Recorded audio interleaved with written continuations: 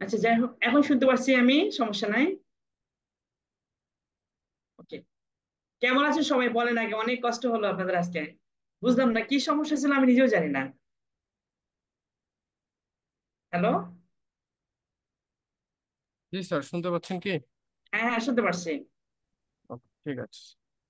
তাহলে আমরা শুরু করে দিলাম, আলহামদুলিল্লাহ। জি স্যার। আচ্ছা শোনেন এখন, আহ যদি আজকে দেরি হয়ে গেছে সমস্যা, ওটা আমরা কাভার করে নেবো, আর এই চ্যাপ্টারটা খুব ইজি চ্যাপ্টার আছে। ওকে।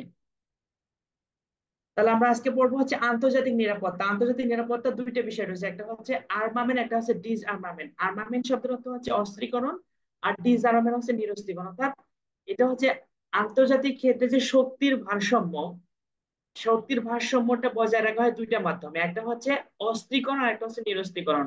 অস্ত্রীকরণটা হচ্ছে অস্ত্র শস্ত্রের মাধ্যমে প্রতিপক্ষকে শক্তিশালী করে দেখা যাচ্ছে আন্তর্জাতিক ক্ষেত্রে একটা ব্যালেন্স তৈরি করা। অ্যাজ ফর এক্সাম্পল আমরা যদি বলতে পারি যে ইউক্রেন ক্রাইসিসের সময় দেখা যাচ্ছে রাশিয়া ইউক্রেনের সাথে যখন যুদ্ধ হয়, তখন আমেরিকা কিন্তু রাশিয়াকে অস্ত্র শস্ত্র দেয়, সরি ইয়াকে ইউক্রেনকে দেয়। কেন দেয়? দেওয়ার ফলে যাতে করে একটা ব্যালেন্স তৈরি হয়। এটা হচ্ছে অস্ত্রীকরণ। আর একটা এই টাইপের কাজগুলো হচ্ছে অস্ত্রীকরণ। আর নিরস্ত্রীকরণটা হচ্ছে কি, রাশিয়া যেহেতু অনেক অস্ত্র শস্ত্র, সুতরাং বিভিন্ন চুক্তি বা এইসব দিয়ে রাশিয়াকে অস্ত্রগুলো কমিয়ে দেওয়া, তাহলে কি হবে, একটা ব্যালেন্স হয়ে যাবে। এইটা হচ্ছে অস্ত্রীকরণ, একটা নিরস্ত্রীকরণ। অস্ত্রীকরণ মানে হচ্ছে কি, দুইটা দেশের মধ্যে ব্যালেন্স তৈরি করার জন্য আর একটা দেশকে, যে দেশটা একটু তুলনামূলকভাবে অস্ত্র কম আছে তাকে অস্ত্র সজ্জিত করা, এইটাই। আর নিরস্ত্রীকরণটা হচ্ছে অস্ত্র একদম কমিয়ে দেওয়া, অথবা দুইটা, একটা অস্ত্র কমিয়ে দেওয়া অথবা একদম ফুললি অস্ত্র বাদ দেওয়া, এটা। ঠিক আছে। ওকে। এরপরে দেখেন আমরা এই অস্ত্রীকরণ অস্ত্র চুক্তি সমূহ কি কি রয়েছে, একটা এটিটি, আর্মস ট্রেড ট্রিটি। এটিটি আর্মস ট্রেড ট্রিটি, যেটা গৃহীত হয় 2 এপ্রিল 2013 সালে। আমি একটা কথা বলে রাখি, এই অস্ত্রীকরণ, এই অস্ত্র চুক্তিগুলোতে সাধারণত পরীক্ষায় যে কোশ্চেন গুলো থাকে, সেটা এই চুক্তিটা কত সালে স্বাক্ষরিত হয় এবং বাংলাদেশ কবে এটা অনুমোদন করে বা স্বাক্ষর করে। এই দুইটা প্রশ্ন আছে, একটা স্বাক্ষর করে একটা অনুমোদন করে। তো বেশিরভাগ গুলোতে স্বাক্ষর করে প্রশ্নটা থাকবে। অনুমোদন হচ্ছে বড় ধরনের কিছু আছে, যেমন ওই যে আমরা নিচে পড়বো, বড় ধরনের কিছু যদি চুক্তি থাকে, অস্ত্র চুক্তি, সেক্ষেত্রে অনুমোদনের প্রশ্নগুলো আছে। তাহলে আমরা এখন আসি এটিটি। এটিটি তে দুইটা বিষয় আছে। Okay, একটু শুধু আমি এরো এটা নিয়ে নিই। এটিটি তে দুইটা বিষয় আছে, সেটা হচ্ছে গৃহীত হয়ে কত সালে, ঠিক আছে, আহ গৃহীত হচ্ছে 13 সালে। সরি, এটা হচ্ছে প্রথমে মানে এই চুক্তিটা গৃহীত হয় 13 সালে, আর বাংলাদেশ স্বাক্ষর করে হচ্ছে 2013 সালেই। বাস, এটা ক্লিয়ার। আর এর উদ্দেশ্যটা কি ছিল? উদ্দেশ্য বা লক্ষ্য ছিল আন্তর্জাতিক এবং আঞ্চলিক শান্তি প্রতিষ্ঠার জন্য অস্ত্র বাণিজ্য নিয়ন্ত্রণ। মানে এখানে বলা আছে আর্ম ট্রেড ট্রিটি, অস্ত্র বাণিজ্য নিয়ন্ত্রণ কেন? আন্তর্জাতিক এবং আঞ্চলিক শান্তি বজায় রাখার জন্য। ওকে, শেষ। এরপরটা দেখেন, পিএনডব্লিউ, এটা হচ্ছে ট্রিটি on prohibition of nuclear weapons. এটা পরমাণু অস্ত্র নিষিদ্ধকরণ চুক্তি। এটা সরাসরি পরীক্ষায় থাকে, পরমাণু অস্ত্র নিষিদ্ধকরণ চুক্তি স্বাক্ষরিত হয় কত সালে? 2017 সালে। ক্লিয়ার। আর বাংলাদেশ স্বাক্ষর করে কবে? বাংলাদেশ স্বাক্ষর করার প্রশ্নটা এখানে নেই। সুতরাং এটা যে জায়গা বেশি ইম্পর্টেন্ট, মানে এই তার মানে বাংলাদেশে এখানে স্বাক্ষর করার প্রশ্নটা যেহেতু আসে নাই, মানে যেটা ইম্পর্টেন্ট সেই জায়গাগুলো দেবো। যেমন এর আগে আছে এনপিটিটি, এনপিটি আছে, আর একটা হচ্ছে সিটিপিটি। এনসিটিপিটি থেকে সবচেয়ে বেশি কোশ্চেন আছে, আর এনপিটি থেকে আসছে। এই দুটো থেকে বেশি কোশ্চেন আছে। এর আগে আপনি এই উপরে যে চুক্তি দুটো পড়ালাম, এই চুক্তি থেকে এখনো পর্যন্ত কোশ্চেন আসেনি। যা কোশ্চেন আসছে সিটিপিটি থেকে, এই নিচে, আর এনপিটি থেকে আসছে। সুতরাং এইটা একটু দরকার এই কারণে, এই যে টিপিএনডব্লিউ, এই চুক্তি স্বাক্ষরের জন্য আইক্যান নামে একটা প্রতিষ্ঠান আছে, এই প্রতিষ্ঠানটা নোবেল পুরস্কার পায় 2017 সালে। ঠিক আছে। এই জন্য এটা দরকার। ট্রিটি on prohibition of nuclear weapon, এটা 2017 সালে স্বাক্ষরিত হয় এই চুক্তিটা। এই চুক্তি স্বাক্ষরের জন্য আইক্যান নামে একটা প্রতিষ্ঠান আছে, এই প্রতিষ্ঠানটা 2017 সালে স্বীকৃতি নোবেল পুরস্কার পায়। ওকে। এই জায়গাগুলো থেকে আপনি বেশি পড়তে যাবেন না। যদি এই যে এখানে লেখা আছে এই চুক্তি বয়কট করে কারা, ঠিক আছে, এত কিছু পড়তে যাবেন না, তাহলে কিন্তু আপনি ইয়ে করতে পারেন। তবে হ্যাঁ, এটা দরকার আছে, আপনার অ্যাটেন্ডেন্স আপনি দেখে যাবেন। কিন্তু পরীক্ষার সময় শুধুমাত্র মনে রাখার চেষ্টা করবেন এই চুক্তিটা কবে স্বাক্ষরিত হয়, এর বিশেষত্ব কোনো কিছু আছে কিনা, বাংলাদেশ কবে অনুমোদন করে, এই বিষয়গুলো বেশি ইম্পর্টেন্ট। তাহলে এইটা চুক্তি বেশি ইম্পর্টেন্ট। 17 সালে আইক্যান একটা প্রতিষ্ঠান আছে, international campaign on abolition nuclear weapon. এই আইক্যান প্রতিষ্ঠানটা 2017 সালে এই চুক্তি স্বাক্ষরের জন্য নোবেল পুরস্কার লাভ করে। এই জন্য এটা বেশি ইম্পর্টেন্ট। এনপিটি খুব ইম্পর্টেন্ট, আর সবচেয়ে বেশি ইম্পর্টেন্ট হচ্ছে সিটিবিটি নিচেটা। এনপিটি তে একটু আমরা আলোচনা করি। এনপিটি এনপিটি হচ্ছে নিউক্লিয়ার নন প্রহিবিশন প্রলিফারেশন ট্রিটি। প্রলিফারেশন মানে হচ্ছে বিস্তার, নিউক্লিয়ার নন প্রলিফারেশন, প্রলিফারেশন মানে বিস্তার বা সংখ্যা বৃদ্ধি। নিউক্লিয়ার নন প্রলিফারেশন ট্রিটি তার মানে হচ্ছে পরমাণু অস্ত্র বিস্তার রোধ চুক্তি, এনপিটি। পরীক্ষায় কিন্তু এটাই থাকে, পরমাণু অস্ত্র বিস্তার রোধ চুক্তি অথবা এনপিটি। এই চুক্তিটা কত সালে স্বাক্ষরিত হয় এবং কার্যকর হয় কত সালে, এই তিনটে দরকার। স্বাক্ষরিত হয় 68 সালে, আর এর 11 বছর পর বাংলাদেশ এটাকে স্বাক্ষর করে। দেখেন, এখানে স্বাক্ষরিত হয় হচ্ছে 1968 সালে, আর বাংলাদেশ হচ্ছে স্বাক্ষর করে হচ্ছে 1979 সালে। ক্লিয়ার? এই দুটা আবার এটা কার্যকর হয় 70 সালে, মানে যেদিন স্বাক্ষর হয় তার 2 বছর পর এটা কার্যকর হয়। আর কার্যকরের ঠিক 9 বছরের পর বাংলাদেশ এটাকে স্বাক্ষর করে। শর্ত হচ্ছে পারমাণবিক অস্ত্রধারী দেশ, পারমাণবিক অস্ত্রধারী দেশ পারমাণবিক অস্ত্রহীন দেশের কাছে পারমাণবিক অস্ত্র বা অস্ত্র তৈরিতে, অস্ত্র বিক্রি করতে পারবে না, তৈরিতে সাহায্য করতে স্যার পারবে না। হ্যাঁ, স্যার সিটিবিটি আর এনপিটি এই দুইটা বেশি ইম্পর্টেন্ট। অনেক বেশি ইম্পর্টেন্ট এবং সবচেয়ে বেশি ইম্পর্টেন্ট, সবচেয়ে বেশি 99% ইম্পর্টেন্ট হচ্ছে সিটিবিটি আর এনপিটিতে। এই দুটো থেকে বা এখন পর্যন্ত বারবার যতগুলো কোশ্চেন আছে সিটিবিটি থেকে সবচেয়ে বেশি কোশ্চেন আছে, আর এনপিটি থেকে কম আসে। তবে আপনি এই উপরেরটা একটু পড়ে যাবেন একটা ক্লাস, এই কারণে এখন তো কোশ্চেন কোথায় থেকে হয় না হয় বলা যায় না। এই জন্য আপনি বেশি এই দুটো পড়ে যাবেন। তারপর ওই যে টিপিডাব্লিউএন যেটা, এটিপিএনডাব্লিউ যেটা আছে, এটা একটু দরকার। 17 সালে এটা নোবেল পুরস্কার পেয়েছে এই চুক্তি স্বাক্ষরের জন্য। যদি এই এই এই চ্যাপ্টার থেকে এখনো কোশ্চেন আসেনি, এটা থেকেও আসেনি, উপরটা থেকেও আসেনি। তবে এনপিটি এবং সিটিপিটি সব ভালো করে পড়তে হবে। এই দুটা যেমন আপনার পিলিতে কাজে লাগবে, ঠিক তেমনি লিখিতেও কাজে লাগবে। ঠিক আছে, এই দুটো দরকার আছে আপনার। আর যারা পররাষ্ট্র ক্যাডারে থাকবেন তাদের তো অবশ্যই সিটিপিটি দরকার আছে ভাইবার জন্য, পররাষ্ট্র ক্যাডার যদি কারো চয়েস থাকে। ওকে, এনপিটি তাহলে আমরা মোটামুটি বললাম। এনপিটি মানে পরমাণু অস্ত্র বিস্তার রোধ চুক্তি, অর্থাৎ এই চুক্তির মূল কথা হচ্ছে যে পারমাণবিক অস্ত্র, ধর 8টা কান্ট্রি রয়েছে, এই 8টা কান্ট্রি পারমাণবিক অস্ত্র উৎপাদনও করতে পারবে, মানে ইয়ে করতে পারবে না, বিক্রিও করতে পারবে না পারমাণবিক অস্ত্রহীন কান্ট্রিগুলোর কাছে।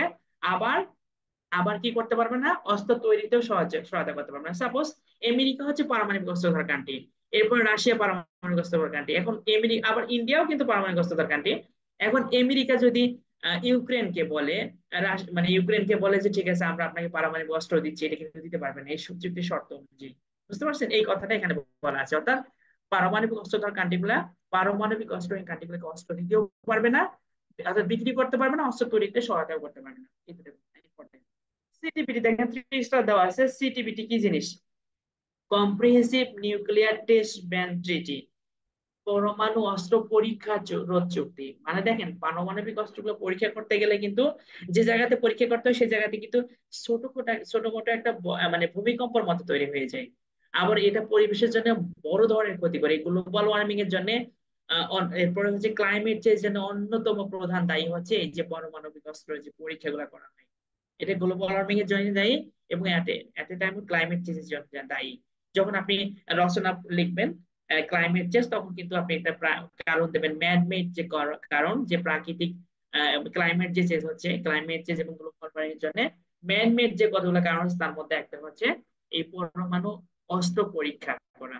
ঠিক আছে, পরমাণু অস্ত্র পরীক্ষা করতে গিয়ে বড় ধরনের ভূমিকম্প হয় এবং এলাকার পরিবেশটা ব্যাপক আকারে দূষিত হয়। ওকে, তাহলে সিটিপিটি আমরা জানি comprehensive nuclear test ban treaty, এটা হচ্ছে পরমাণু অস্ত্র পরীক্ষা রোধ চুক্তি। এর আগেরটা আমরা বললাম এনপিটি, একটা বিস্তার রোধ। প্রথমটা হচ্ছে বিস্তার রোধ আর পরেরটা হচ্ছে পরমাণু অস্ত্র পরীক্ষা রোধ চুক্তি। ওকে, এখন দেখেন প্রস্তাবক দেশ ছিল অস্ট্রেলিয়া, আর এই চুক্তিটা 1996 সালে স্বাক্ষর হয়। হ্যাঁ, আর স্বাক্ষরকারী দেশ 182টা, স্বাক্ষর করেনি ভারত, পাকিস্তান, উত্তর কোরিয়া। ঠিক আছে, এই কয়টা দেশ এখানে স্বাক্ষর করেনি। তবে এখানে স্বাক্ষর করে এখন পর্যন্ত অনুমোদন দেয়নি যুক্তরাষ্ট্র, চীন এবং ইসরায়েল আর মিশর, ইরান। এই কয়টা রাষ্ট্র এখন পর্যন্ত অনুমোদন দেয়নি, কারণ স্বাক্ষর করলে হবে না, অনুমোদনের প্রশ্ন আসছে। এখন দেখেন এই প্রশ্নটা সবচেয়ে বেশি ইম্পর্টেন্ট, এই লাইনটা সবচেয়ে বেশি ইম্পর্টেন্ট। সেটা হচ্ছে 1996 সালে 1996 সালে 24শে অক্টোবর সিটিপিটিতে স্বাক্ষর করে 129তম দেশ হিসাবে বাংলাদেশ, এবং 2000 সালের 7 মার্চ অনুমোদন করে এটা আহ 28তম দেশ হিসেবে। এই দুটা লাইন, এই চ্যাপ মানে এই ইয়ার মধ্যে সবচেয়ে বেশি ইম্পর্টেন্ট হচ্ছে এই দুটো লাইন। শেষে হচ্ছে 1996 সালে বাংলাদেশ 129তম দেশ হিসেবে স্বাক্ষর করে, আর 2000 সালে বাংলাদেশ 28তম দেশ হিসেবে এটাকে অনুমোদন করে। দেখেন, চুক্তিটা স্বাক্ষর হয় 96 সালে। 96 সালে বাংলাদেশ কিন্তু চুক্তিটা স্বাক্ষর করেছিল আর অনুমোদন করেছে 2000 সালে। আর যখন স্বাক্ষর করে তখন 129তম দেশ হিসেবে ছিল, আর যখন অনুমোদন করে তখন 28তম দেশ হিসেবে। আপনি খেয়াল করেছেন, স্বাক্ষর করেছে 182টা দেশ, আর বাংলাদেশ 2000 সালে স্বাক্ষর করে অনুমোদন দিয়েছে, তাও 28তম দেশ হিসেবে। তার মানে অনেকগুলো দেশ এখানে দেয়নি। মানে এখানে স্বাক্ষর করে অনুমোদন দেয়নি যে কয়েকটা বড় বড় রাষ্ট্র, সেই কয়েকটা রাষ্ট্র কথা বলা আছে, এরকম পরেও আরো অনেক রাষ্ট্র আছে। তারপরে আমরা কয়েকটা জিনিস পাইলাম যে সিটিপিটি হচ্ছে পরমাণু অস্ত্র বিস্তার চুক্তি, যেটা 96 সালে স্বাক্ষর হয়। বাংলাদেশ 96 সালে স্বাক্ষর করে, আর 96 সালে যখন স্বাক্ষর করে তখন 129তম দেশ ছিল। এরপর 2000 সালে যখন বাংলাদেশ এটাকে অনুমোদন করে তখন 129, সরি 28তম দেশ হিসেবে ছিল। এই কয়েকটা, এই শেষের দুইটা লাইন সেভারাল টাইম পরীক্ষা আসলে আপনি নিচের কোশ্চেন দেখলে বুঝতে পারবেন, বিসিএস আসছিল। এরপর নন ক্যাডার অনেক পরীক্ষা এটা আসছিল। আর একটা শেষ কথা আছে, 2003 সালে সিটিপিটি এবং এনপিটি ত্যাগ করে উত্তর কোরিয়া। উত্তর কোরিয়া তো আসলে এসে কখন কি করে না করে এর ঠিক নাই। উত্তর কোরিয়া সিটিপিটি এবং এনপিটি দুটাই 2013 সালে ত্যাগ করে। এরপরে আসি অটোয়া চুক্তি, খুব ইম্পর্টেন্ট। অটোয়া অটোয়া চুক্তি পরীক্ষায় কখনো অটোয়া থেকে কখনো স্থলমাইন নিশ্চয়করণ চুক্তি। স্থলমাইনটা কি? 1971 সালে মুক্তিযুদ্ধের সময় দেখবেন নৌবাহিনীরা কিন্তু মাইন অ্যাটাক করেছিল। মাইন অ্যাটাক করে পাকিস্তানে অনেক যুদ্ধ জাহাজ ইয়ে করে দিছিল, হ্যাঁ। তো ভ্যান্ডালাইজ করে দিছিল। তো যেটা হয়েছে কি, এই অটোয়া চুক্তিটা হচ্ছে স্থল মাইন, এটাকে দুইটা ভাবে আসে পরীক্ষায়। কখনো আসে অটোয়া চুক্তি, কখনো স্থল মাইন নিষিদ্ধকরণ চুক্তি। অটোয়া মানে স্থল মাইন নিষিদ্ধকরণের জন্য এই চুক্তিটা স্বাক্ষর হয়, কিন্তু এটা কানাডার অটোয়াতে করা হয় বলে এটা আর এক নাম অটোয়া চুক্তি। ক্লিয়ার? এই জিনিসটা মনে রাখবেন। পরীক্ষায় দুই ভাবে থাকে, স্থল মাইন নিষিদ্ধকরণ চুক্তি অথবা অটোয়া চুক্তি, এটাও পড়তে হবে, এটা খুব ইম্পর্টেন্ট। অটোয়া চুক্তি পরীক্ষায় আসছিল বারবার, এর আগেও আসছিল পরীক্ষায়। অটোয়া চুক্তির এই চ্যাপ্টারের মধ্যে উপরে যে দুইটা টার্ম আছে ওই দুইটা অতটা ইয়া না, মানে তারপর আপনি দেখে যাবেন, কিন্তু অটোয়া চুক্তি ইম্পর্টেন্ট আছে। অটোয়া চুক্তি হচ্ছে 1997 সালে কানাডা অটোয়ায়। আর উদ্দেশ্য ছিল হচ্ছে, উদ্দেশ্য তো ওই স্থল মাইন নিষিদ্ধকরণের কথা বলা আছে, এটা বুঝতে পারবেন। মানে স্থল মাইনের ব্যবহার, মজুদ, উৎপাদন এবং পরিবহন পুরাটাই নিষিদ্ধ করা হয় এই অটোয়া চুক্তির মাধ্যমে। ক্লিয়ার? এই কয়টা মনে, ওকে শেষ। এরপর অ্যান্টার্কটিক ট্রিটি এখন পর্যন্ত কোনোবার পরীক্ষা আসেনি। পরীক্ষা আসছিল সিটিপিটি, এনপিটি এবং অটোয়া চুক্তি আসছিল, তবে অ্যান্টার্কটিক ট্রিটি এখনো আসে নাই। তারপর আপনি দেখে নেন অ্যান্টার্কটিক চুক্তিটা আসলে কি।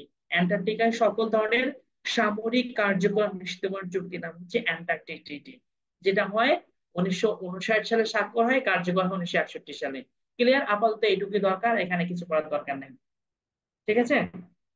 এরপরে আমরা আসি আইএনএফ চুক্তি। আইএনএফ চুক্তি এখন আমরা মূলত বায়োপোলার আর্ট মানে মানে এটা আসলে এই যে এখন যে কয়েকটা চুক্তি পড়বে, যে আইএনএফ চুক্তিটা, এটা স্নায়ু যুদ্ধকালীন সময়ে মানে এবং রাশিয়া, সোভিয়েত ইউনিয়ন এবং রাশিয়ার যুক্তরাষ্ট্রের মধ্যকার যে স্নায়ু যুদ্ধকালীন সময়ে বিভিন্ন চুক্তি হয়েছিল। স্নায়ু যুদ্ধকালীন সময় যে চুক্তিগুলো হয়েছে সেই চুক্তিগুলো আমরা পড়ার চেষ্টা করবো। তার মধ্যে একটা আইএনএফ চুক্তি। আইএনএফ চুক্তিটা ঠিক 2017 সালের আগে ইম্পর্টেন্ট ছিল না, কিন্তু 2017 সালের পর ইম্পর্টেন্ট হয়েছে, কারণ আইএনএফ চুক্তি হচ্ছে 1987 সালে এটা স্বাক্ষর হলেও 2017 সালে এই চুক্তিটা একতরফা ভাবে প্রথমে আমেরিকা বাতিল করে, তার একদিন পরে রাশিয়া আইএনএফ চুক্তি থেকে নিজেকে প্রত্যাহার করে। আইএনএফটা কি? আইএনএফটা হচ্ছে মানে মাঝারি পাল্লার পারমাণবিক ক্ষেপণাস্ত্র নিয়ন্ত্রণ চুক্তি হচ্ছে আইএনএফ চুক্তি, মানে ইন্টারমিডিয়েট র্যাঙ্কস নিউক্লিয়ার ফোর্স ট্রিটি। আইএনএফ চুক্তিটা হচ্ছে রাশিয়া, অর্থাৎ তখন তো রাশিয়া ছিল না, যুক্তরাষ্ট্র এবং সোভিয়েত ইউনিয়নের মধ্যকার 1987 সালে এই চুক্তিটা স্বাক্ষর হয়। স্বাক্ষর করেছিল তৎকালীন প্রেসিডেন্ট, মার্কিন প্রেসিডেন্ট রোনাল্ড রেগান এবং সোভিয়েত নেতা মিখাইল গর্বাচেভ। মিখাইল গর্বাচেভ কেন পরিচিত সবচেয়ে বেশি? আমরা তো জানি সেটা কেন পরিচিত।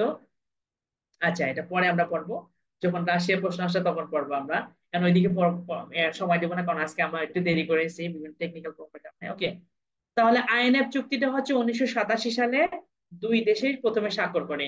তারপরে দেখেন কি হলো, সরি 2017 বলছিলাম, 2019 হবে এটা। 2019 সালের 1 ফেব্রুয়ারি প্রথমে একতরফা ভাবে আমেরিকা নিজেকে এই চুক্তি থেকে প্রত্যাহার করে নেয়। এখন চুক্তির পার্সন দুইটাই দুইটাই দেশ, একটা রাশিয়া আর একটা হচ্ছে যুক্তরাষ্ট্র। যখন আমেরিকা এই 2019 সালের 1 ফেব্রুয়ারি নিজেকে প্রত্যাহার করে নেয়, এর একদিন পর অর্থাৎ 2রা ফেব্রুয়ারি রাশিয়া এই চুক্তি থেকে নিজেকে প্রত্যাহার করে নেয়। ফলে কি হয়, চুক্তিটা বাতিল হয়ে যায়। তাহলে দুইটা বিষয়। এই জন্য যেহেতু 2019 সালে এই চুক্তিটা বাতিল হয়ে যায়, এই জন্য এই চুক্তিটা একটু দরকার আছে, কারণ এটা রিসেন্ট ইনফরমেশনের মধ্যে পড়ে গেছে, রিসেন্ট ঘটনার মধ্যে পড়ে গেছে। তাহলে আপাতত মনে রাখার চেষ্টা করবেন যে আইএনএফ চুক্তিটা কি মাঝারি মাঝারি মাঝারি পালার পরমাণু ক্ষেপণাস্ত্র নিয়ন্ত্রণ চুক্তি। এটা যুক্তরাষ্ট্র এবং সোভিয়েত ইউনিয়নের মধ্যে 27 সালে হয়েছিল। আর সর্বশেষ 2019 সালে 1 ফেব্রুয়ারি আর 2রা ফেব্রুয়ারি, 1 ফেব্রুয়ারি আমেরিকা, 2রা ফেব্রুয়ারি হচ্ছে রাশিয়া এই চুক্তি থেকে নিজেকে প্রত্যাহার করে, ফলে এই চুক্তিটা বাতিল হয়ে যায়। ওকে, এখন আমরা আসি এবিএম ট্রিটি। এবিএম হচ্ছে অ্যান্টি ব্যালিস্টিক মিসাইল ট্রিটি। দেখেন এবিএম ট্রিটি, এটা হচ্ছে ক্ষেপণাস্ত্র বিধ্বংসী ক্ষেপণাস্ত্র চুক্তির নাম হচ্ছে এবিএম। 1972 সালে স্বাক্ষর হয়। আর পক্ষসমূহ আমরা তো বলছি স্নায়ু যুদ্ধকালীন সময় সোভিয়েত ইউনিয়ন এবং যুক্তরাষ্ট্র, সুতরাং পক্ষ নিয়ে আর টেনশন নেই। স্বাক্ষরকারী তৎকালীন হচ্ছে কমিউনিস্ট পার্টির সেক্রেটারি ব্রেজনেভ এবং মার্কিন প্রেসিডেন্ট রিচার্ড নিক্সন। এই দুজন পার্সন হচ্ছে এখানে স্বাক্ষর করে। আর চুক্তির মেয়াদ ছিল 30 বছর। যুক্তরাষ্ট্র এবিএম চুক্তি থেকে নিজের প্রত্যাহার করে নেয় 2002 সালে। যদি যুক্তরাষ্ট্র যখন প্রত্যাহার করে তখন এই চুক্তিটা অটোমেটিক্যালি কিন্তু কি হয়ে যায়, ইনঅ্যাক্টিভ হয়ে যায়। এরপরে আসেন স্টার্ট 1, স্টার্ট 2 এবং নিউ স্টার্ট। এই তিনটাই হচ্ছে চুক্তি। এই চুক্তিগুলোর নাম হচ্ছে স্টার্ট হচ্ছে কৌশলগত অস্ত্র হ্রাস চুক্তি, স্ট্র্যাটেজিক আর্মস রিডাকশন ট্রিটি, স্টার্ট 1, স্টার্ট 2 এবং নিউ স্টার্ট। এখন দেখবেন আমি যে একমাত্র স্টার্ট 1, স্টার্ট 2 অনেক আগের চুক্তি, আর নিউ স্টার্টটার মেয়াদ আছে 2026 সাল পর্যন্ত, এই জন্য এটা পড়তে হবে। এই জায়গাতে যে কাজটা করবেন সেটা হচ্ছে স্টার্ট 1 কত সালে স্বাক্ষর হয়। স্টার্ট 1 হচ্ছে 1991 সালে, আর স্টার্ট 2 হচ্ছে 1993 সালে। ক্লিয়ার? এই দুটো স্বাক্ষর হয়। এখন দেখেন এটার কার্যকর হয় আপাতত এটা দরকার, এটাতে এখন পর্যন্ত পরীক্ষা আসে নাই, শুধুমাত্র স্টার্ট 1 এটি ইলাবোরেশন আসছিল। What is the elaboration start? এটা হচ্ছে স্ট্র্যাটেজিক্যাল আর্ম রিডাকশন, এটা একটা নন ক্যাডার টাইপের পরীক্ষা আসছিল, দেখছিলাম যে স্ট্র্যাটেজিক আর্ম রিডাকশন ট্রিটি, এটা হচ্ছে যুক্তরাষ্ট্র এবং সোভিয়েত ইউনিয়ন এবং হচ্ছে ইয়ার মধ্যে, সোভিয়েতের মধ্যে তখন রাশিয়া রাশিয়া ছিল সরাসরি, রাশিয়া এবং যুক্তরাষ্ট্রের মধ্যকার যে চুক্তিগুলো হচ্ছে তার মধ্যে এটা একটা হচ্ছে স্টার্ট। তো স্টার্ট চুক্তি তিনটা, এখন নিউ স্টার্ট তো একটা, প্রথমটা হচ্ছে 1991 সালে, পরেরটা 93 সালে, এর পরেরটা হচ্ছে 2000 সালে। 2000 সালে যে চুক্তিটা, এটা একটু দেখতে হবে, কারণ এই চুক্তিটা 2000 সালের চুক্তিটা মেয়াদ 2021 সালে শেষ হয়েছিল। ঠিক আছে, পরবর্তীতে আরো এটা 5 বছর বাড়িয়ে দিয়ে 2026 সাল পর্যন্ত এটা করা হয়েছে। তার মানে এই নিউ স্টার্ট চুক্তিটা এখনো পর্যন্ত আছে, 2026 সালে টার্ম শেষ হয়ে যাবে। 26 সালের পরে বাড়াবে কি বাড়াবে না, সেটা যুক্তরাষ্ট্র এবং রাশিয়ার মধ্যকার একটা ব্যাপার। তার মানে আর এই দুটো চুক্তি কিন্তু শেষ হয়ে গেছে অনেক আগে। তারপরে আপনি জানবেন স্টার্ট 1 এবং স্টার্ট 2 যে যুক্তরাষ্ট্র এবং রাশিয়ার মধ্যকার চুক্তি স্বাক্ষরিত হয়েছিল, এই দুটো সাল শুধু আপনাদের জানা দরকার, কিন্তু এতটা ইম্পর্টেন্ট না পরীক্ষার জন্য। তারপরেও জানতে হবে যে এই চুক্তিগুলা ওদের স্বাক্ষরিত হয়েছিল। নিউ স্টারটা দরকার আছে, কারণ নিউ স্টার হচ্ছে এখন রিসেন্ট ইনফরমেশন।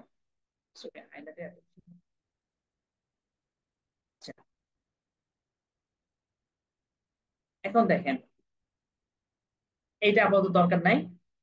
আবার দেখেন স্টার্ট যাওয়ার পরে সল্ট স্টার্ট, আর স্টার্ট যেরকম ছিল এরকম ওদের সল্ট 1 এবং সল্ট 2 ছিল।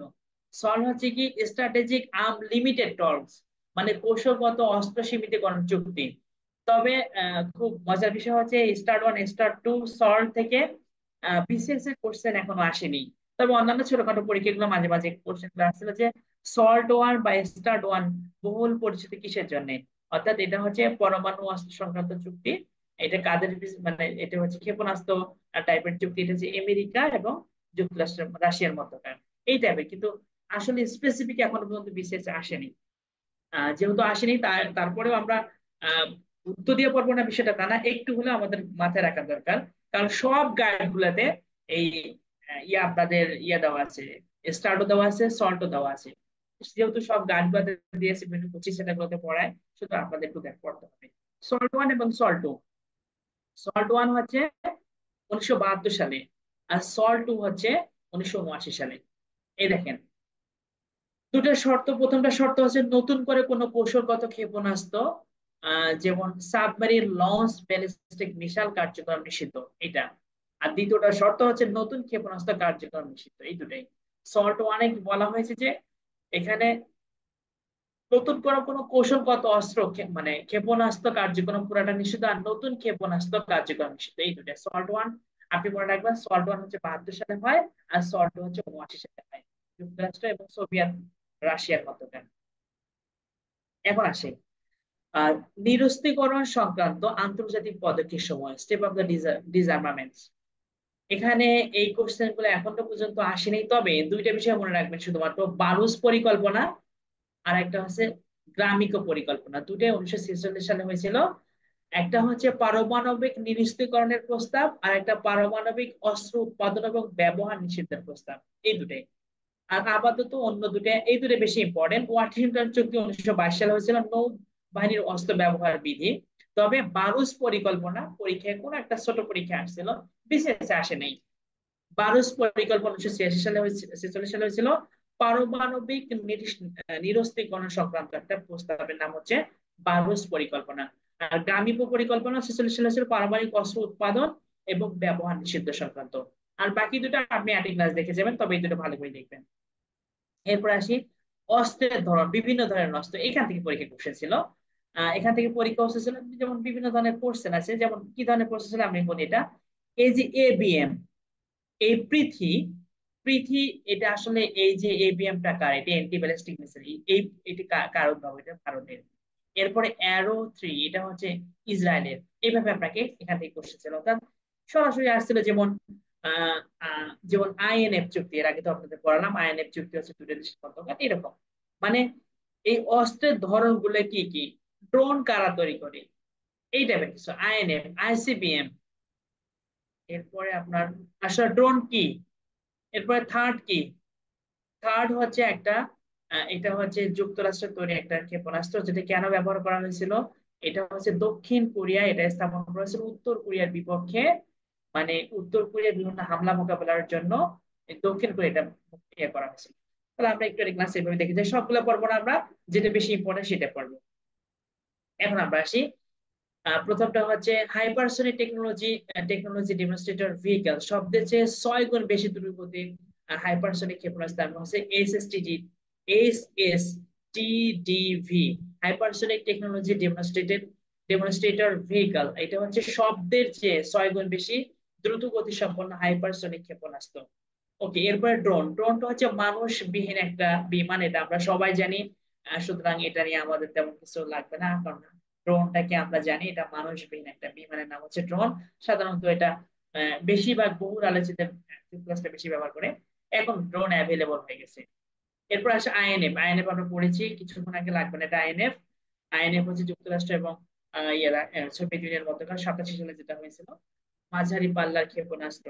ঠিক আছে, এই বিষয়টা নিয়ে চুক্তির দরকার না। আইসিবিএম দরকার আছে, ইন্টার কন্টিনেন্টাল ব্যালিস্টিক মিসাইল, মানে আন্তঃ মহাদেশীয় ক্ষেপণাস্ত্র, অর্থাৎ এর সর্বনিম্ন রেঞ্জ হচ্ছে 5,000 কিলোমিটার, 5,500 কিলোমিটার পর্যন্ত এটা যাবে।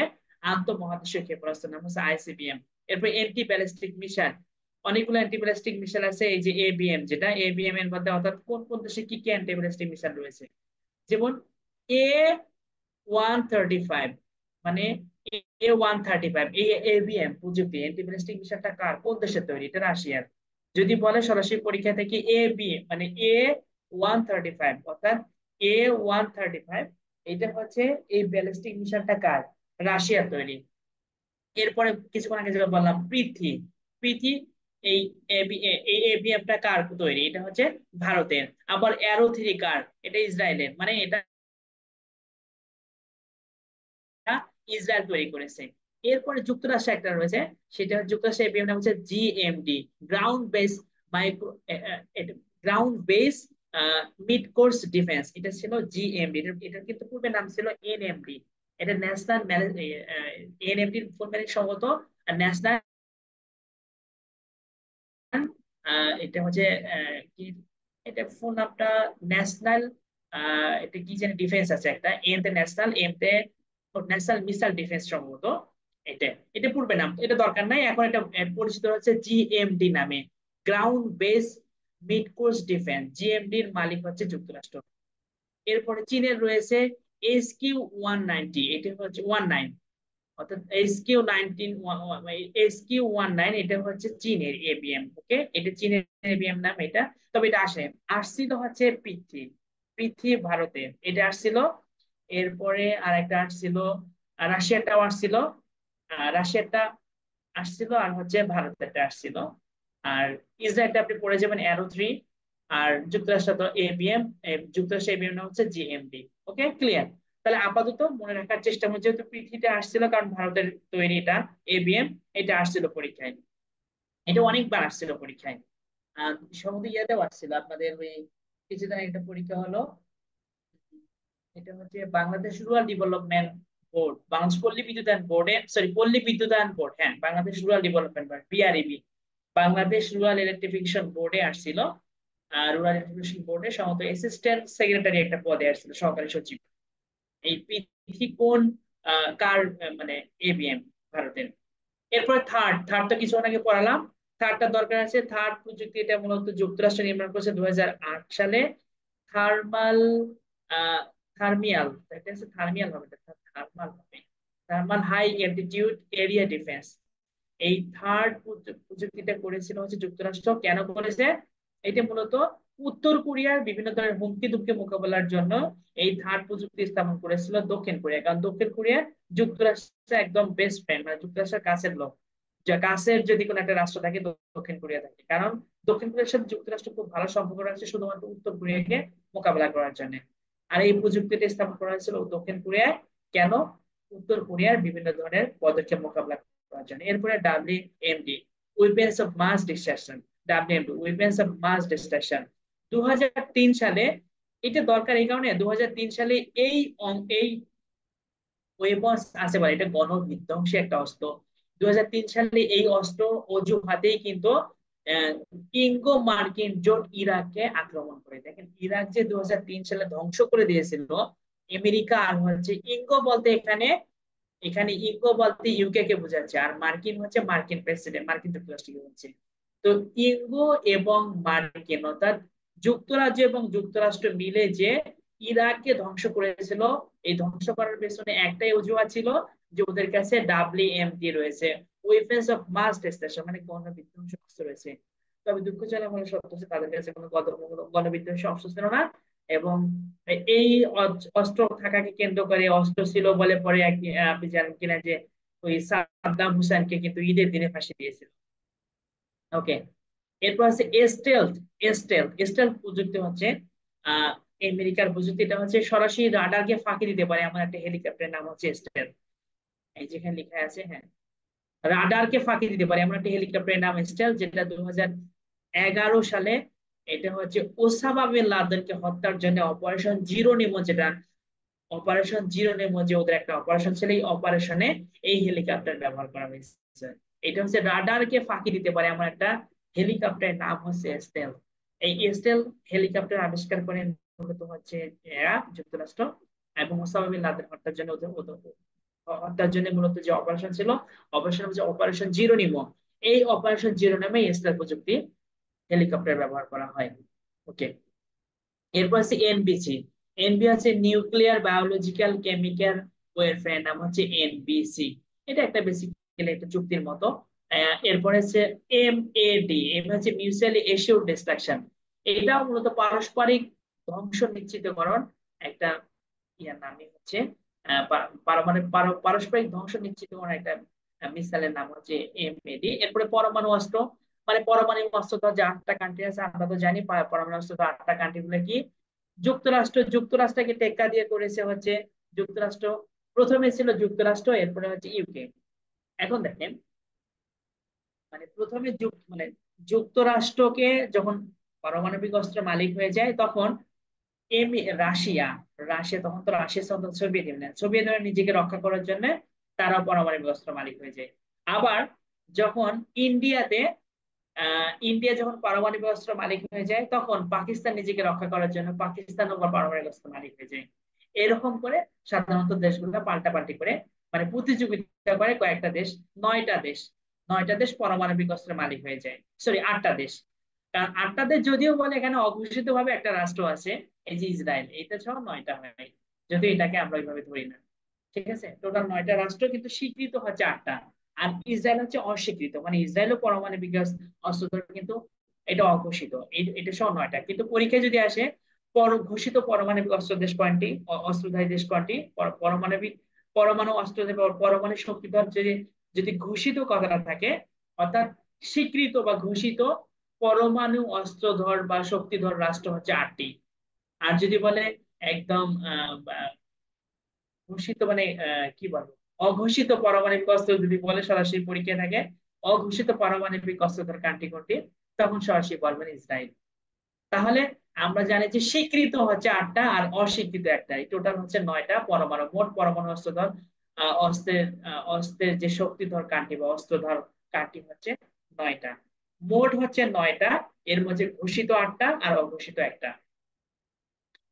তাহলে আমরা দেখলাম এখানে যুক্তরাষ্ট্র, সোভিয়েত ইউনিয়ন, যুক্তরাজ্য, ফ্রান্স, চীন, ভারত, পাকিস্তান এবং উত্তর কোরিয়া।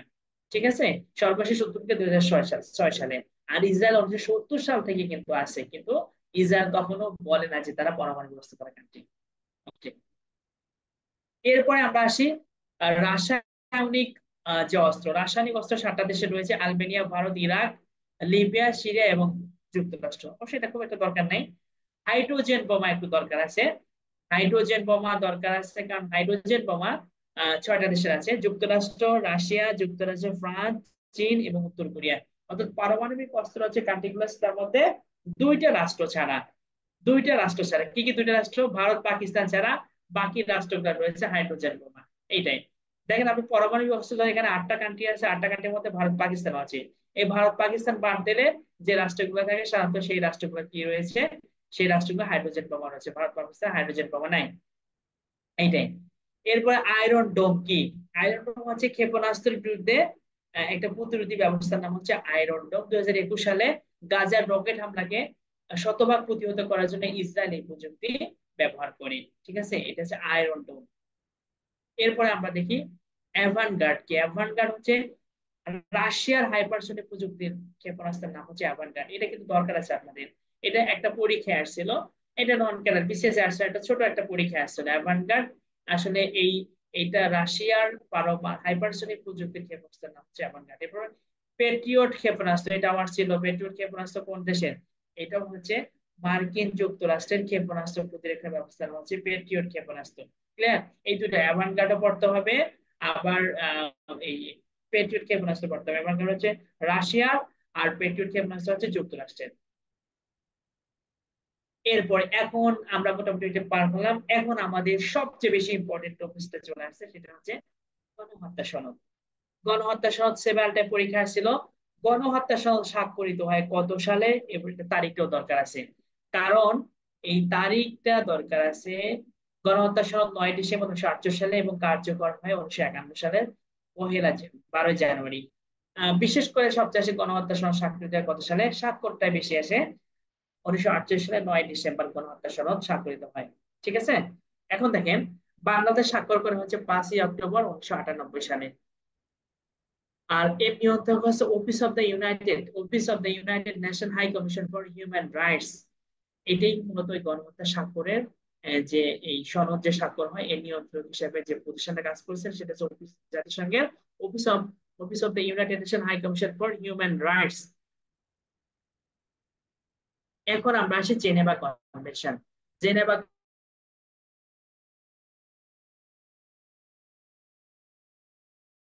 জেনেভা কনভেনশন 1949 সালে পরিচয় হচ্ছে যুদ্ধকালীন আচরণ বিধি সংক্রান্ত একটা কনভেনশন, হচ্ছে জেনেভা কনভেনশন, যে 1949 সালে স্বাক্ষরিত হয়। এখন এই জেনেভা কনভেনশন আপনাদের পিলিতে দরকার, লিখিত দরকার এবং ভাইভায় দরকার। যারা বিশেষ ফরেন ক্যাডার চয়েস দেবেন, ফার্স্ট চয়েস ফরেন ক্যাডার থাকবে, তাদেরকে জেনেভা কনভেনশন থেকে সাধারণত বেশি কোশ্চেন করে। কেন কোশ্চেন করে যায় না, কারণ জেনেভা কনভেনশন আপনাদের অনেক ইম্পর্টেন্ট। জেনেভা কনভেনশন লিখিত পরীক্ষা খুব ইম্পর্টেন্ট একটা টপিক, ভাইভাতে তো অবশ্যই, আবার পিলিতেও দরকার আছে। জেনেভা কনভেনশন জেনেভা কনভেনশনটা হলো যুদ্ধকালীন আচরণ বিধি। অর্থাৎ জেনেভা কনভেনশনের কয়েকটা বিষয় রয়েছে, এটা 4টা চুক্তি এবং 3টা প্রোটোকল রয়েছে।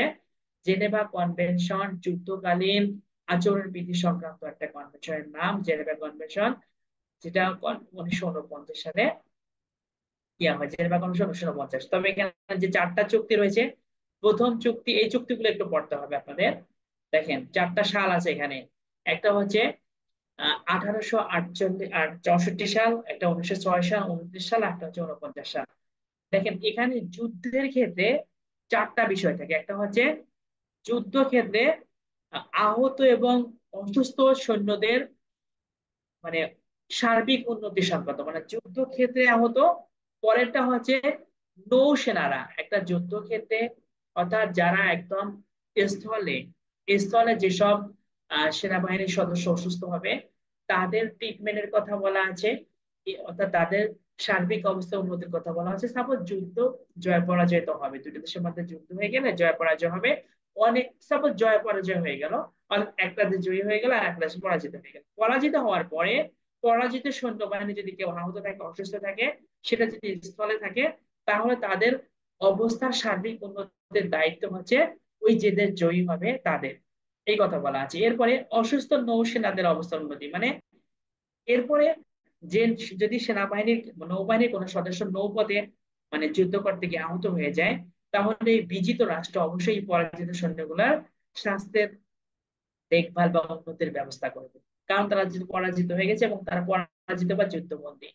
এরপরে তৃতীয় যে চুক্তিটা ছিল যুদ্ধবন্দীদের প্রতি আচরণ। এরপরে এমন হতে পারে যে অনেক যুদ্ধবন্দী আছে, যুদ্ধবন্দী থাকতে পারে কিনা, যে অনেক সময় দেখা যাচ্ছে স্থলে এবং জলের বাইরেও অনেক লোককে তারা বিজিত দেশ কিন্তু গ্রেফতার করে রাখতে পারে, গ্রেফতার করে বা বন্দী করে রেখেছে। এই বন্দী ব্যক্তিগুলার নিরাপত্তা এবং চিকিৎসা সংক্রান্ত ব্যবস্থার কথাগুলো এখানে বলা আছে, এটা দায়িত্ব হচ্ছে বিজিত রাষ্ট্রের। এরপর আরেকটা হচ্ছে বেসামরিক জনগণের জীবন এবং সম্পদের নিরাপত্তার কথা বলা হচ্ছে আরেকটা আরেকটা চুক্তিতে, সেটা হচ্ছে 1949 সালে। এই 4টা চুক্তি নিয়েই মূলত জেনেভা কনভেনশন। ক্লিয়ার? আরো 3টা প্রোটোকল আছে, এই 4টা চুক্তি নিয়েই মূলত, এই 4টা চুক্তি মূলত জেনেভা কনভেনশনের মূল। ঠিক আছে? এরপরে দেখেন শরণার্থী বিষয়ক জেনেভা কনভেনশন 1951। এখানে এইটা পরীক্ষায় আসছিল যে শরণা জেনেভা, এই এই এই টার্মটা বেশি আসছিল। সেটা হচ্ছে কি, সর্বজনীন মানবাধিকার ঘোষণা হয় কত সালে? 1948 সালে। এবং সর্বজনীন মানবাধিকার ঘোষণার 14 নং অনুচ্ছেদনে, মানে এটা মানবাধিকারের, এটা ঘোষণাটা হচ্ছে এখানে যে অনুচ্ছেদ আছে এটা 14 নং অনুচ্ছেদ অনুযায়ী। তার মানে পরীক্ষা আসে সর্বজনীন সার্বজনীন মানবাধিকার ঘোষণা হয় কত সালে? 1948 সালে। এই টার্ম সালটা সেভারাল টাইম আসছিল। শরণার্থী বিষয়ক জেনেভা কনভেনশন হয় কত সালে? 1951 সালে। ঠিক আছে? আবার যদি থাকে, করে বললাম কি, জেনেভা কনভেনশন কত সালে? 1949 সালে। আবার শরণার্থী বিষয়ক জেনেভা কনভেনশন হয় হচ্ছে 1951 সালে। দেখেন একটা জেনেভা কনভেনশন নর্মাল, সেটা হচ্ছে 1949 সালে। আর শরণার্থী বিষয়ক জেনেভা কনভেনশন হচ্ছে 1951 সালে। এরপরে দেখেন এই শরণার্থী বিষয়ক জেনেভা কনভেনশনের মূল পরিচয়টা ছিল শরণার্থী এবং অভিবাসীদের প্রতি আচরণ বিধি সংক্রান্ত। আর একটা বিষয় হচ্ছে সর্বজনীন মানবাধিকার ঘোষণা হয় কত সালে? 1948 সালে। এখানে সালগুলো মনে রাখতে হয়। এরপর আমি যে টার্ম গুলো বেশি মার্কিং করতেছি সেটা আপনাদের বেশি important. Vienna convention. Vienna convention হচ্ছে 1961 সালে হয়। ভিয়েনা কনভেনশন পরিচয় হচ্ছে কূটনৈতিক আচরণ সংক্রান্ত বিধি হচ্ছে ভিয়েনা কনভেনশন। এটা স্বাক্ষর হয় 1961 সালে এবং কার্যকর হচ্ছে 1964 সালে। ভিয়েনা কনভেনশন কূটনৈতিক আচরণ সংক্রান্ত বিধির নাম হচ্ছে ভিয়েনা কনভেনশন, যেটা 1961 সালে কার্যকর হয়। আর এটা স্বাক্ষর হয় এবং 1964 সালে এটা হয়। এখন এটা এই পরিচয়টা মূলত কূটনৈতিক আচরণ সংক্রান্ত বিধি, মানে একটা দেশের ডিপ্লোমেট যারা অন্য দেশে চলে যাবে তার আচরণ বিধিটা কি হবে আর কি হবে না, তিনি কি কাজ করতে পারবে কি কাজ করতে পারবে না, এই সবগুলো সংক্রান্ত যে কনভেনশন, এই কনভেনশন হচ্ছে ভিয়েনা কনভেনশন। এটা ভিয়েনা কনভেনশন 1961 সালে। এটা অপর নাম হচ্ছে কূটনৈতিক আচরণ সংক্রান্ত কনভেনশন। এটা বিশেষ লিখিত পরীক্ষায় থাকে ভিয়েনা কনভেনশন কি, তখন আপনাকে অতি সংক্ষিপ্ত প্রশ্ন থাকতে থাকে এটা ভিয়েনা কনভেনশন কি। এটা 3 মার্কের কোশ্চেন। বিশেষ লিখিত পরীক্ষায় আন্তর্জাতিক বিষয়গুলিতে এই কোশ্চেনটা থাকে। আবার আবার অনেক সব পরীক্ষা থাকে এরকম যে কূটনৈতিক আচরণ বিধি সংক্রান্ত ভিয়েনা কনভেনশনের মূল বিষয়গুলো কি কি ছিল, এটাও আপনার কোশ্চেন থাকে। এটা লিখিত পরীক্ষার জন্য অনেক বেশি ইম্পর্টেন্ট। আবার পিলের জন্য শুধু লাগবে ভিয়েনা কনভেনশন বা যুক্তরাষ্ট্র কূটনৈতিক আচরণ বিধি সংক্রান্ত আহ, মানে কনভেনশনের নাম কি, ভিয়েনা কনভেনশন কত সালে এটা হয়? 61 সালে কত সালে স্বাক্ষরিত হয়? এরপরে আমরা আসি ভিয়েনা কনভেনশন 1993, একটা 1961, 1961 সালে কূটনৈতিক আচরণবিধি সংক্রান্ত, আর 1963 সালে 93 সালে যেটা হয় সেটা হচ্ছে মানবাধিকার বিষয়ক বিধি। আর এটা সিআরসি, সিআরসি হচ্ছে convention on the rights of child, অর্থাৎ শিশু অধিকার সংক্রান্ত মানবাধিকার চুক্তির নাম হচ্ছে সিআরসি, যেটা 1989 সালে হয়।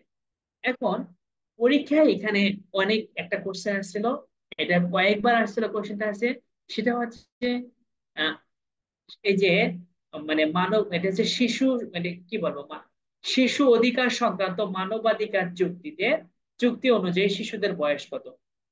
শিশুর বয়স হচ্ছে 0 থেকে 18 বছর, মানে 0 থেকে 18 বছর পর্যন্ত বয়স্ক ব্যক্তিদেরকে, মানে বয়স্কদেরকে বলা হয় শিশু। এই পরীক্ষায় থাকে 1989 সালের, ঠিক আছে, শিশু অধিকার সংক্রান্ত মানবাধিকার চুক্তি অনুযায়ী অথবা CRC convention on the rights of the child অনুযায়ী যে শিশুর বয়স কত, 0 থেকে 18 বছর, এটা কিন্তু পরীক্ষা আসছিল। এটা হচ্ছে convention on the rights of the child, যেটা 1989 সালে এই চুক্তিটা হয়, এটা কনভেনশন বেসিক্যালি। এই কনভেনশনটা হয় 1989 সালে, এটা এবং স্বাক্ষর হয় 1989 সালে। আর এই কনভেনশন অনুযায়ী শিশুর বয়স হচ্ছে 0 থেকে 18 বছর। এটা কিন্তু আপনাদের এই বেশি ইম্পর্টেন্ট। এটা পরীক্ষা আসছিল কত সালে হয়, সেটা হচ্ছে একটা কত সালে হয় এটা, আবার এই সাল অনুযায়ী, অর্থাৎ এই যে সিআরসি অনুযায়ী শিশুর বয়স কত। এই দুটো দরকার।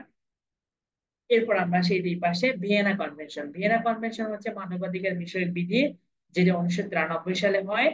আর এই কনভেনশনের আলোকে প্রতিষ্ঠিত হয়েছিল United Nation High Commission for Human Rights, অর্থাৎ মানবাধিকার বিষয়ক বিধি 1993 সালে। আর এইটি এর উপর ভিত্তি করে মূলত হয়েছিল United Nation High Commission for Human Rights. ঠিক আছে, United Nation High Commission for Human Rights যে তৈরি হয়েছিল জাতিসংঘে, এটি মূলত এই মানবাধিকার কনভেনশন কেন্দ্র করে হয়েছিল। মানবাধিকার ভিয়েনা কনভেনশন কেন্দ্র করে। এরপরে সিডব্লিউসি, এর আগে আমরা পড়লাম কি, একটা একটা সিআরসি আর একটা সিডব্লিউসি। সিআরসি হচ্ছে convention on rights of the child, rights rights of the child, আর একটা অফ দ্য চাইল্ড, আর একটা হচ্ছে সিডব্লিউসি। সিডব্লিউসি হচ্ছে কেমিক্যাল ওয়েপন কনভেনশন, এটা 1993 সালে। এর আগে 93 সালে আমরা পড়লাম ভিয়েনা কনভেনশন, যেটা মানবাধিকার সংক্রান্ত কনভেনশন। আর একটা সিডব্লিউসি, এটা 93 সালে হয়েছে, রাসায়নিক অস্ত্র বিরোধী সনদ, সিডব্লিউসি। এটা দরকার হচ্ছে শুধুমাত্র কত সালে এটা কার্যকর হয়, স্বাক্ষর হয় কত সালে? স্বাক্ষর হয় 1993 সালে, আর কার্যকর হচ্ছে 97 সালে। ক্লিয়ার? এটা হচ্ছে রাসায়নিক অস্ত্র বিরোধী সনদ। ওকে, আপাতত এটাই দরকার, আর এখানে খুব একটা দরকার। ও, আরেকটা বিষয় এখানে দরকার আছে, সেটা হচ্ছে এর আলোকে একটা প্রতিষ্ঠান হয়, এই প্রতিষ্ঠান হচ্ছে Organisation for the Prohibition of the Chemical Weapon, OPCW, 1997 সালে এটি হয়। অর্থাৎ সিডব্লিউসি এর উপর ভিত্তি করে, মূলত এর আলোকে একটা প্রতিষ্ঠান তৈরি হয়, সেটা হচ্ছে Organisation for Prohibition of Chemical Weapon, OPCW। এটি হয় এর আলোকে 1997 সালে। এরপর দেখেন, এটা হচ্ছে জাতিসংঘের মানবাধিকার ঘোষণা। মানবাধিকার ঘোষণা আমরা কিছুক্ষণ আগে বলছিলাম, সার্বজনীন মানবাধিকার ঘোষণা 1948 সালে, এই কথাটা এখানে আছে। সেটা হচ্ছে এখানে দেখেন, জাতিসংঘের সাধারণ পরিষদে গৃহীত একটি ঘোষণা এবং দুটি আন্তর্জাতিক চুক্তিকে একত্রে বলা হয়। ওকে, এটা একটু মার্কিং করে নিই আমি।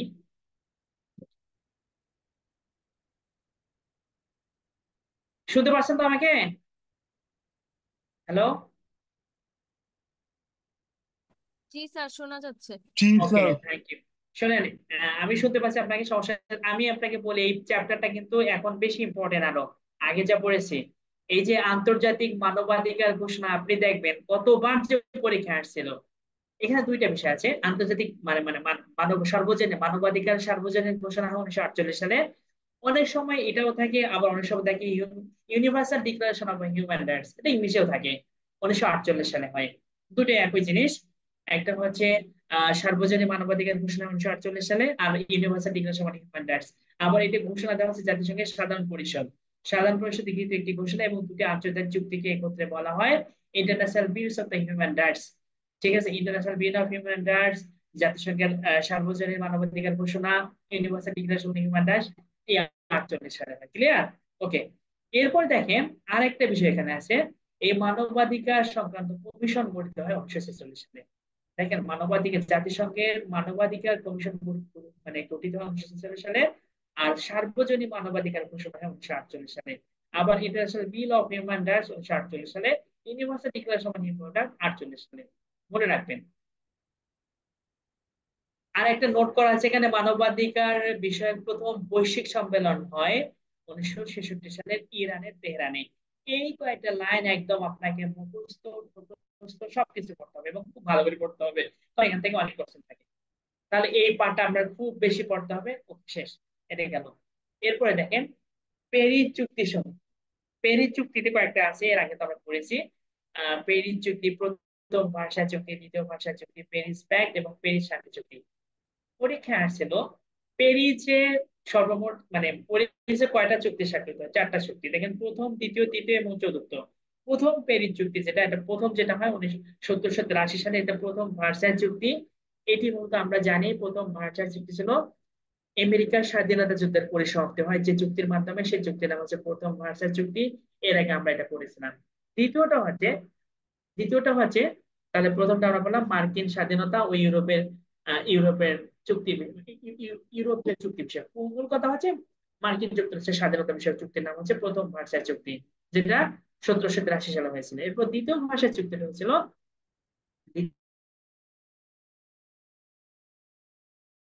দ্বিতীয় ভাষা চুক্তি বা প্যারিসে আরেকটা চুক্তি হয়েছিল ভাষা চুক্তি, যেটা 1919 সালে হয়। এর উদ্দেশ্য আমরা জানি 1919 সালে প্রথম বিশ্বযুদ্ধের পরিসমাপ্তি হয় যে চুক্তির মাধ্যমে, সেই চুক্তির নাম হচ্ছে দ্বিতীয় ভাষা চুক্তি, যেটা 1919 সালে হয়েছিল। এরপর 3 নাম্বার যেটা Paris Pact, so much important, অনেকবার পরীক্ষা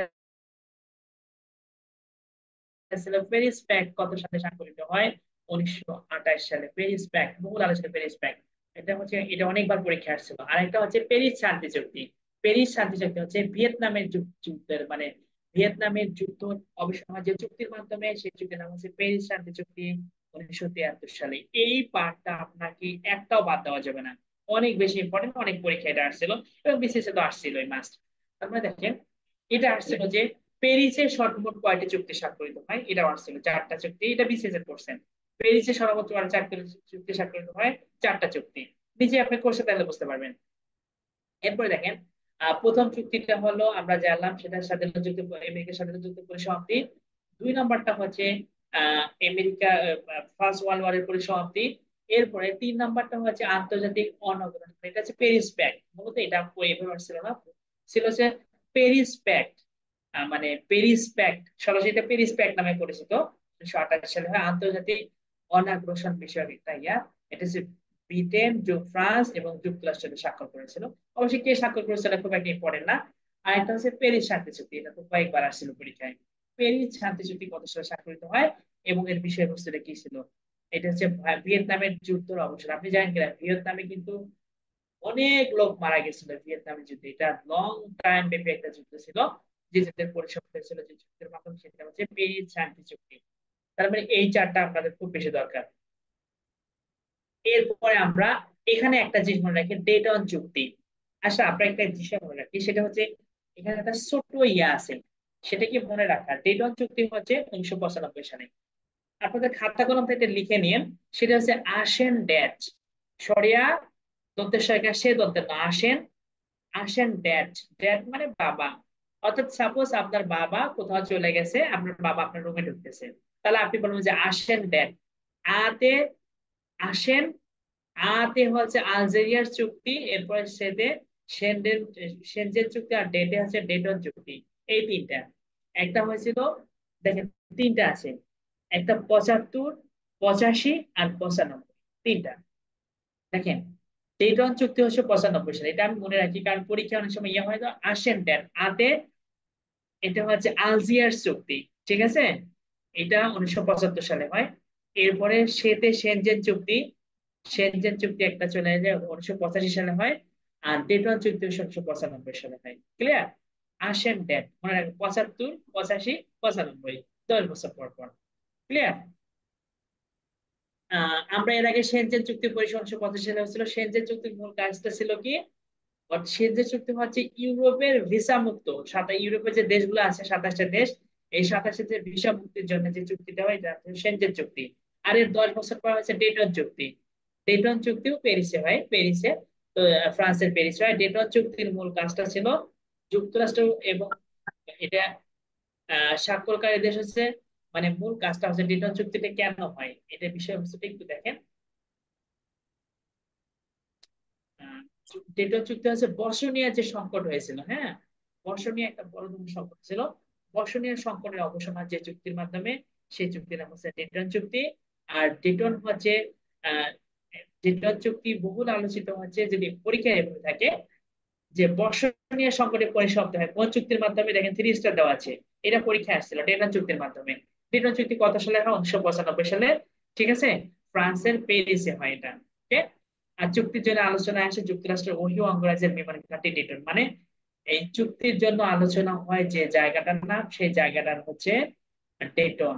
কোথায়? ডেটন হচ্ছে একটা মার্কিন যুক্তরাষ্ট্রের একটা বিমান ঘাঁটি হচ্ছে ওহিও, মার্কিন যুক্তরাষ্ট্রের বিমান ঘাঁটি হচ্ছে ডেটন, যেখানে এই চুক্তির জন্য আলোচনা হয়।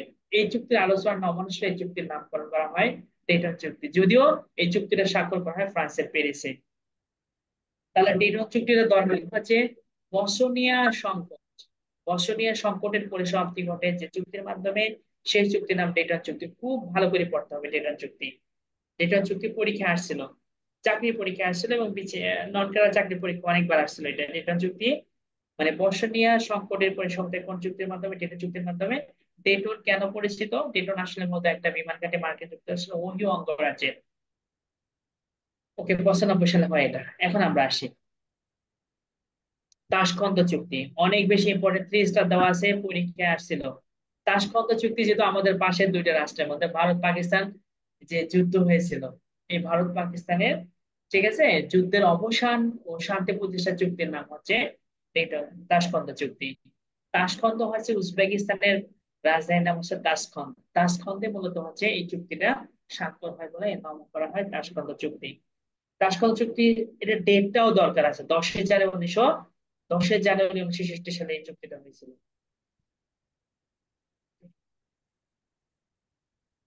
10 জানুয়ারি 1966 সালে এই চুক্তিটা হয়েছিল তাশকন্দে। কোথায়? উজবেকিস্তানের তাশকন্দে চুক্তিটা হয়েছিল।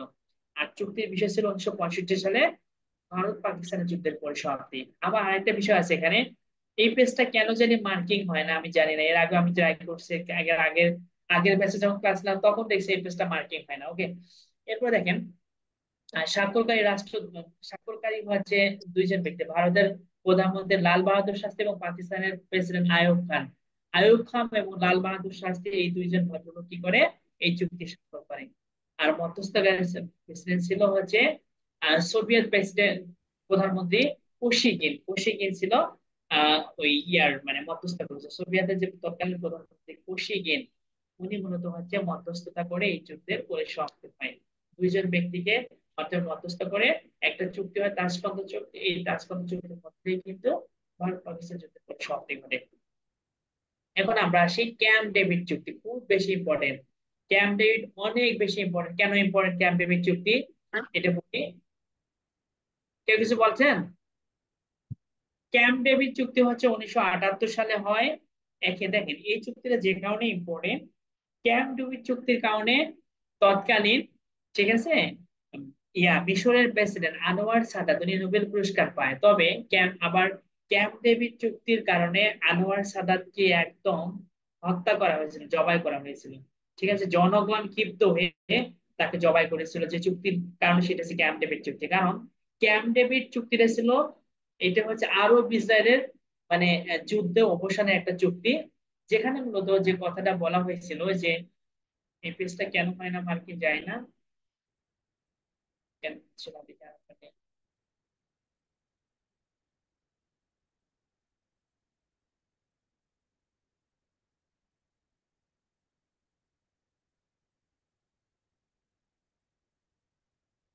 পেজটা মার্কিং হচ্ছে না যে।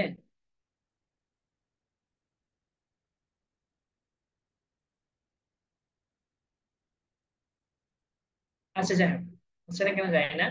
আর দেখেন ক্যাম্প ডেভিড চুক্তি। ক্যাম্প ডেভিড চুক্তি মূলত কয়েকটা বিষয় মনে রাখবে। ক্যাম্প ডেভিড চুক্তি আপনাদের খুব বেশি ধরা হয়, এটা আন্তর্জাতিক, এখানে অনেকগুলো ব্যাপার স্যাপার আছে। তো দেখেন প্রথম কাজটা হচ্ছে ক্যাম্প ডেভিড চুক্তির কারণে আনোয়ার সাদাত এবং ইসরায়েলের প্রধানমন্ত্রী, ওই সময় ইসরায়েলের যে প্রধানমন্ত্রী ছিল, এটা হচ্ছে মেনাচেম বেগিন, মেনাচেম বেগিন আর হচ্ছে আনোয়ার সাদাত, এই দুজনের নোবেল পুরস্কার পায়। দেখেন এই চুক্তিটা মূলত ছিল আহ মানে এই চুক্তিটা হচ্ছে, এই চুক্তির ফলে কি হয় জানেন, মিশর ইসরায়েলকে রাষ্ট্র হিসেবে স্বীকৃতি দেয়। যখন মিশর ইসরায়েলকে, মিশর হচ্ছে আরব রাষ্ট্র একটা, মিশর যখন ইসরায়েলকে রাষ্ট্র হিসেবে স্বীকৃতি দেয় এই চুক্তির মাধ্যমে। আবার যখন এটা ভেবে এই চুক্তি, এই স্বীকৃতি দেওয়ার কারণে মিশরের লোকজন খুব ক্ষেপে গেছিল। তো এই চুক্তির কারণে দেখেন একটা চুক্তি স্বাক্ষর করার কারণে তৎকালীন আনোয়ার সাদাত নোবেল পুরস্কার পায়, শান্তিতে নোবেল পুরস্কার পায়। কিন্তু কাল হয়ে দাঁড়ায় এই চুক্তির কয়েকদিন মাথায়, চুক্তি শেষ হওয়ার কিছুদিন পর আনোয়ার সাদাতকে একদম পুরো হত্যা করা হয়, একদম হত্যা করা, একদম জবাই করে মেরে ফেলা হয় ক্যাম্প ডেভিড চুক্তির মাধ্যমে।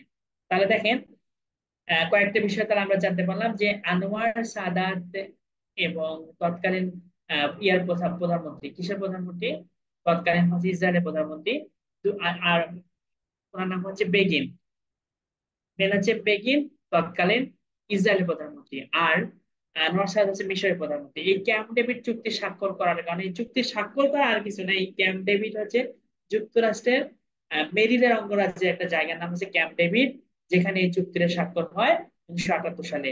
এবং এই চুক্তির মূল বিষয়বস্তু ছিল দুইটা। প্রথমটা হচ্ছে মিশর সিনাই উপত্যকার নিয়ন্ত্রণ ফিরে পাবে, আর দুই নম্বর কথাটা হচ্ছে মিশর ইসরায়েলকে স্বীকৃতি দেবে। এই মিশর ইসরায়েলকে যখন স্বীকৃতি দেয় তখন মিশরের জনগণ খেপে গিয়ে আনোয়ার শাহকে মেরে ফেলে। ঠিক আছে। আবার আরো একটা কাজ হয়, এই এর ফলে মিশরকে ওআইসি এবং আরব লীগ থেকে বহিষ্কার করা হয়। দেখবেন 1990 সাল থেকে 1990 সাল পর্যন্ত মিশর, 1979 সাল থেকে 1990 সাল পর্যন্ত এই লং টাইম ধরে ওআইসি এবং আরব লীগের মেম্বারশিপ বহিষ্কার করা হয়। কাকে? মিশরকে। কেন? এই ক্যাম্প ডেভিড চুক্তি স্বাক্ষরের কারণে আরব বিশ্বরা খেপে গেছিল।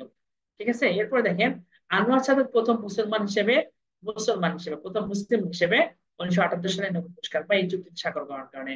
আর এরপরে মাত্র 3 বছরের মাথায় নোবেল পুরস্কার পাইলো এবং 13 বছরের মাথায় আনোয়ার সাদাতকে খুন করা হয়। ঠিক আছে, জনগণ তাকে খুন করে। ক্লিয়ার? তাহলে শেষ, ক্যাম্প ডেভিড চুক্তির বিষয়টা আমরা ক্লিয়ার হয়ে গেল। এরপরে আমরা আসি,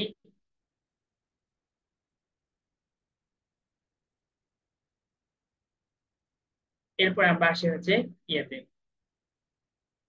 এটা হচ্ছে সামরিক জোট। যদিও এই সামরিক জোটটা খুব রিসেন্টলি হয়েছে 2015 সালে, কিন্তু এখন এটা এতটা অ্যাক্টিভ না। সেটা হচ্ছে Islamic military counter terrorism coalition. অর্থাৎ মূল কথা হচ্ছে যে এই যে মুসলমান রাষ্ট্রগুলো যে আছে, মুসলমান সুন্নি অধ্যুষিত মুসলমান রাষ্ট্রগুলোর সন্ত্রাস বিরোধী সামরিক জোটের নাম হচ্ছে Islamic military counter terrorism coalition. এটা হচ্ছে মুসলিম যে সুন্নি রাষ্ট্রগুলো আছে, এই সুন্নি রাষ্ট্রগুলো যে আছে, এই সুন্নি রাষ্ট্রগুলোর মতো সন্ত্রাস বিরোধী সামরিক জোটের নাম। মূল কথা হচ্ছে যে এই যে আইএস আছে না, আইএস যেমন উদ্ভাবন ছিল, আইএস আইএস 2015 সালে যখন আলোচিত হয়ে থাকে, 15-16 সালের দিকে, তখন কিন্তু এই Islamic military counter terrorism coalition গঠন করে, এটা সৌদি আরবের নেতৃত্বে মুসলমান রাষ্ট্রগুলা। ঠিক আছে। বাংলাদেশ সহ 34টি সুন্নিপন্থী মুসলমান রাষ্ট্র হচ্ছে এর প্রতিষ্ঠাকারী সদস্য। বর্তমানে এর সদস্য হচ্ছে 41টি। হ্যাঁ। আহ তো এটা খুব বেশি, যখন প্রথম প্রথম তৈরি হয়েছিল খুব বেশি হাইলাইটেড ছিল, কিন্তু এতটা এখন আর হাইলাইটেড নাই। ঠিক আছে। মূল কথা হচ্ছে আইএস এর মোকাবেলা করার জন্য মূলত এই মুসলিম রাষ্ট্রগুলা এই কাজটা করেছিল। অর্থাৎ সন্ত্রাস বিরোধী যে কোনো অ্যাটাক মোকাবেলা করার জন্য এগুলো করেছিল। এরপর ইউনিটা এবং ওপিসিডাব্লিউ। ওপিসিডাব্লিউ কিছুক্ষণ আগে পড়েছিলাম। ওপিসিডাব্লিউ হচ্ছে 1997 সালে প্রতিষ্ঠিত হয়। এর সদর দপ্তর নেদারল্যান্ডে হয়েছে। এটা পরীক্ষা আসলে কয়েকবার। আমি বুঝতেছি না মার্কিং হচ্ছে না, যে না হওয়ার কারণটা কি, থিকনেসটা বাড়াইতে, ওটা একটা সমস্যা, প্রবলেম।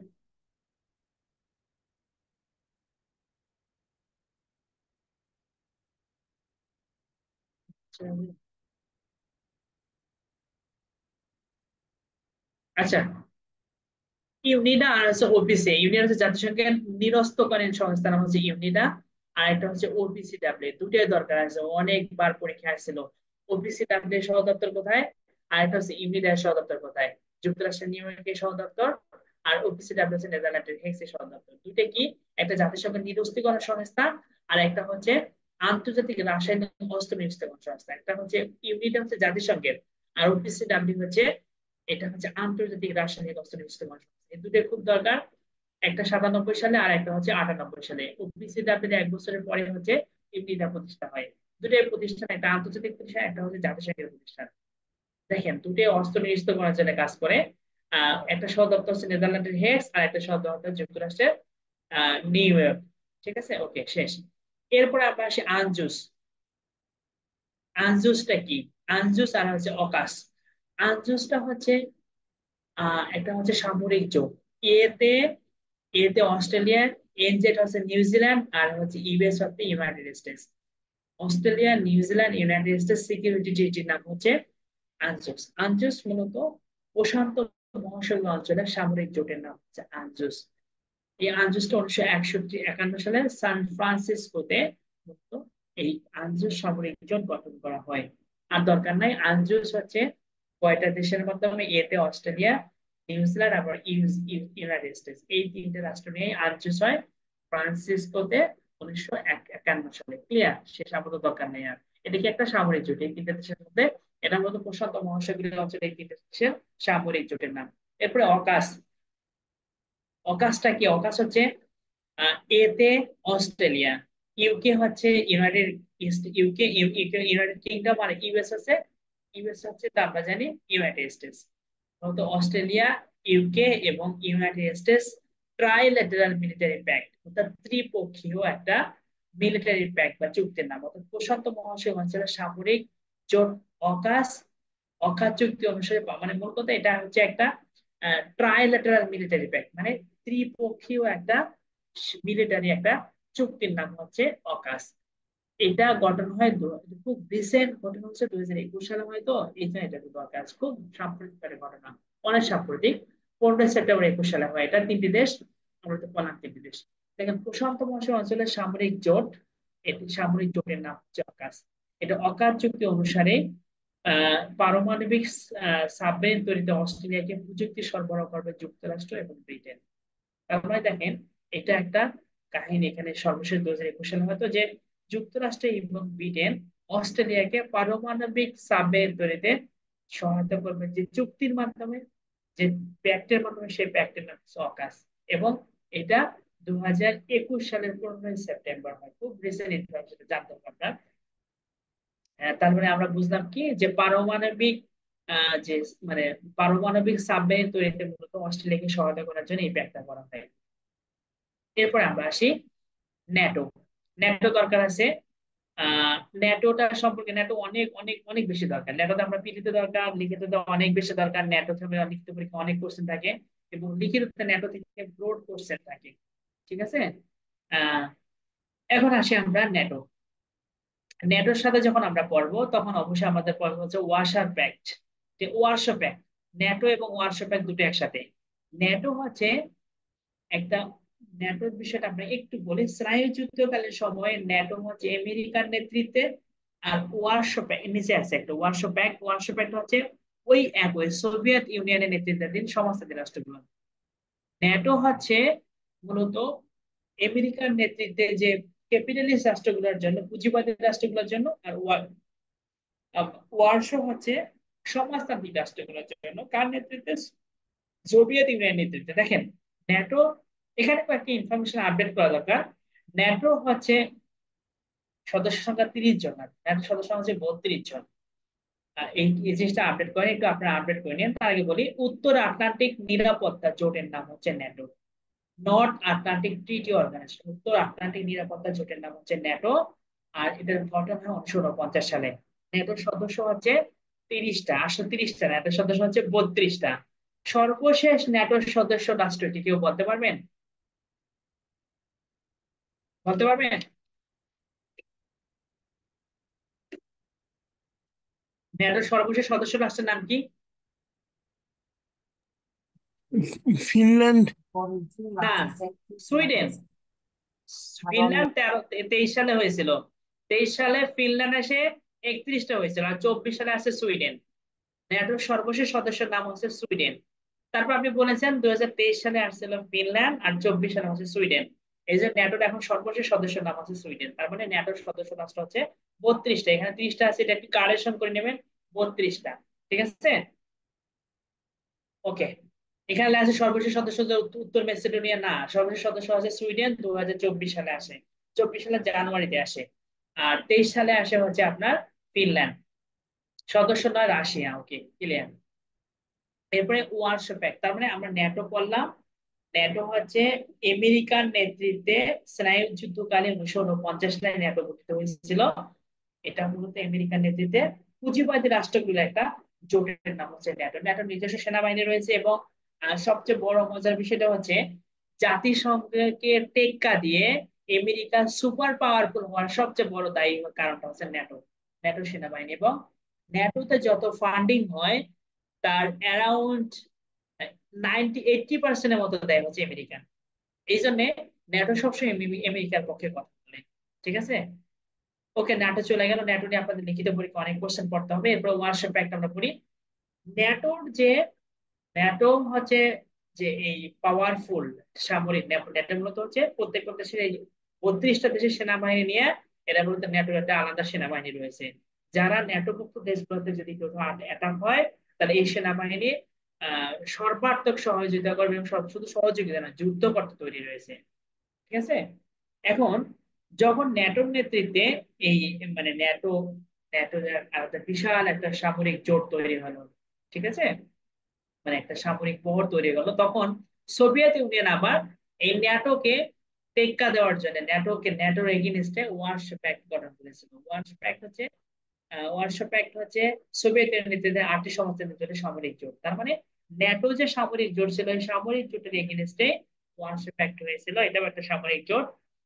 এখানে লেখা আছে স্নায়ু যুদ্ধকালীন রাশিয়া কর্তৃক ন্যাটোর প্রতিক্রিয়ায় মূলত ঘটেছিল ওয়ারশো প্যাক্ট।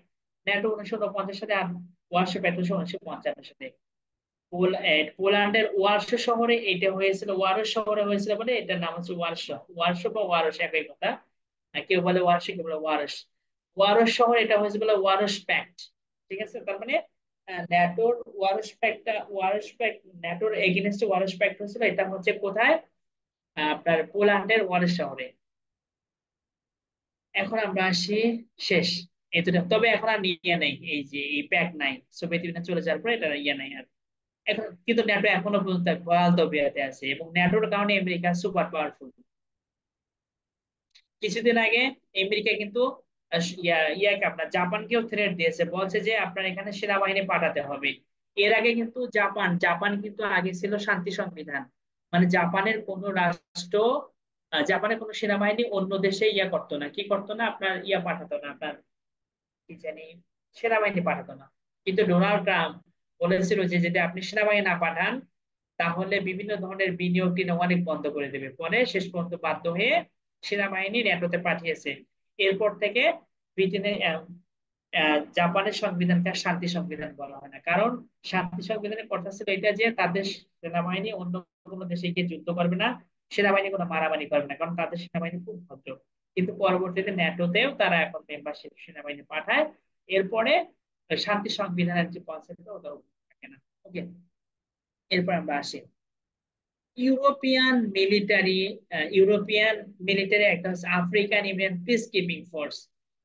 ইউরোপিয়ান মিলিটারি হচ্ছে প্রাতিষ্ঠানিক নাম হচ্ছে common security and defence policy, কখনো আসেনি। African union peace keeping force, এটা মূলত ইথিওপিয়া আদিস আবাবা হচ্ছে সদর দপ্তর, আর এই শব্দ হচ্ছে বেলজিয়ামের ব্রাসেলস। ইউরোপিয়ান, দেখেন আমরা এর আগে পড়েছিলাম যে আফ্রিকান ইউনিয়নের সদর দপ্তর কোথায়। আফ্রিকান ইউনিয়নের যে নিজস্ব একটা পিস কিপিং ফোর্স আছে, আমরা এর আগের চ্যাপ্টারে পড়েছি। আফ্রিকান ইউনিয়ন এর নিজস্ব একটা পিস কিপিং ফোর্স আছে। আফ্রিকান ইউনিয়নের সদর দপ্তর ইথিওপিয়ার আদিস আবাবা, আবার ইউরোপিয়ানের সদর হচ্ছে বেলজিয়ামের ব্রাসেলস। যদি আফ্রিকান ইউনিয়নের সদর দপ্তর হয় ইথিওপিয়ার আদিস আবাবা, তাহলে পিস কিপিং ফোর্স মনে রাখবেন ওই জায়গাতে, মানে দুটোই এক জায়গাতে। আবার ইউরোপীয় ইউনিয়নের সদর দপ্তর আমরা পড়েছি, ইউরোপীয় ইউনিয়নের সদর দপ্তর বেলজিয়ামের ব্রাসেলস। ঠিক তেমনি ইউরোপিয়ান মিলিটারি ফোর্সের সদর দপ্তর হচ্ছে আপনার মিলিটারি যে আছে ইউরোপিয়ান মিলিটারি এর সদর দপ্তর হচ্ছে বেলজিয়ামের ব্রাসেলস, দুটোই একই জায়গাতে। শুধুমাত্র আপনার কত সালে প্রতিষ্ঠিত খুব একটা দরকার নেই, কিন্তু আপনি সদর দপ্তরটা মনে রাখবেন। কোথায় সদর দপ্তর, সালের যে ইম্পর্টেন্ট হচ্ছে সদর দপ্তর।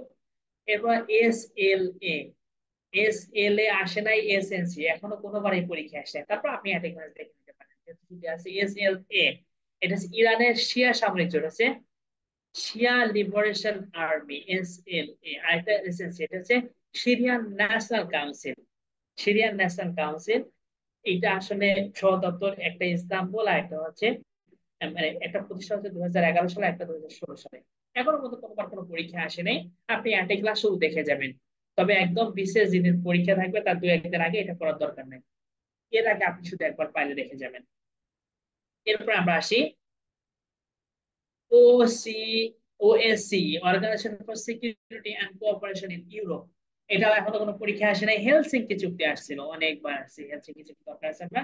দ্বিতীয় বিশ্বযুদ্ধ পরবর্তী সময় ইউরোপের স্থিতি অবস্থা বজায় রাখার চুক্তির নাম আছে হেলসিঙ্কি চুক্তি। ন্যাটো এবং ওয়ারশ জোটভুক্ত কোন দেশকে এই চুক্তিতে রাখা হয়নি। অর্থাৎ ন্যাটোভুক্ত যে 32টা রাষ্ট্র, আগে ছিল 30টা 32টা, আর ওয়ারশ ওয়ারশ যে জোটভুক্ত রাষ্ট্রগুলোকে কখনোই হেলসিঙ্কিতে রাখা হয়নি, এই কথাটা বলা ছিল।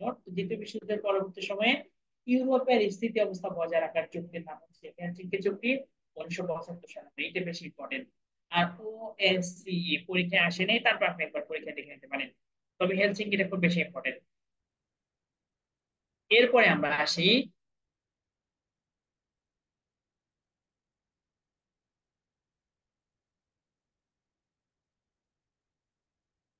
এরপরে দেখেন, এই যে এই জায়গাতে আমি আপনাদের কথা বলি যে এখানে দেখেন 2020 সালের ইনফরমেশন আছে।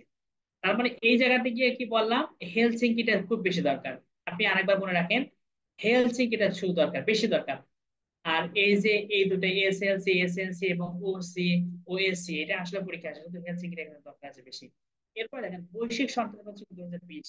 এটা আসলে এটা আপডেট করতে হবে কারেন্ট অ্যাফেয়ার্স থেকে।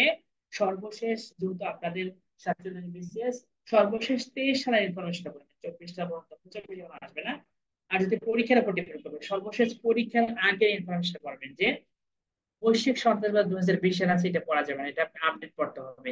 আবার এখানে বৈশ্বিক সামরিক শক্তি র্যাঙ্কিং, এটাও 2000 সর্বশেষটা পড়তে হবে, এটা 2021 দেওয়া আছে। যদিও এটা খুব একটা চেঞ্জ হয় না, কারণ শীর্ষ দেশ যুক্তরাষ্ট্র, দ্বিতীয় রাশিয়া, তৃতীয় চীন এবং চতুর্থ ভারত এবং পঞ্চম জাপান, এটা সবসময় এরকমই থাকে, এটা চেঞ্জ হয় না। তারপরও আপনি সর্বশেষটা দেখে যাবেন, আমি বলছি এটা। এখানে সব কয়টা এই পেজটা সবটাই আপডেট করতে হবে।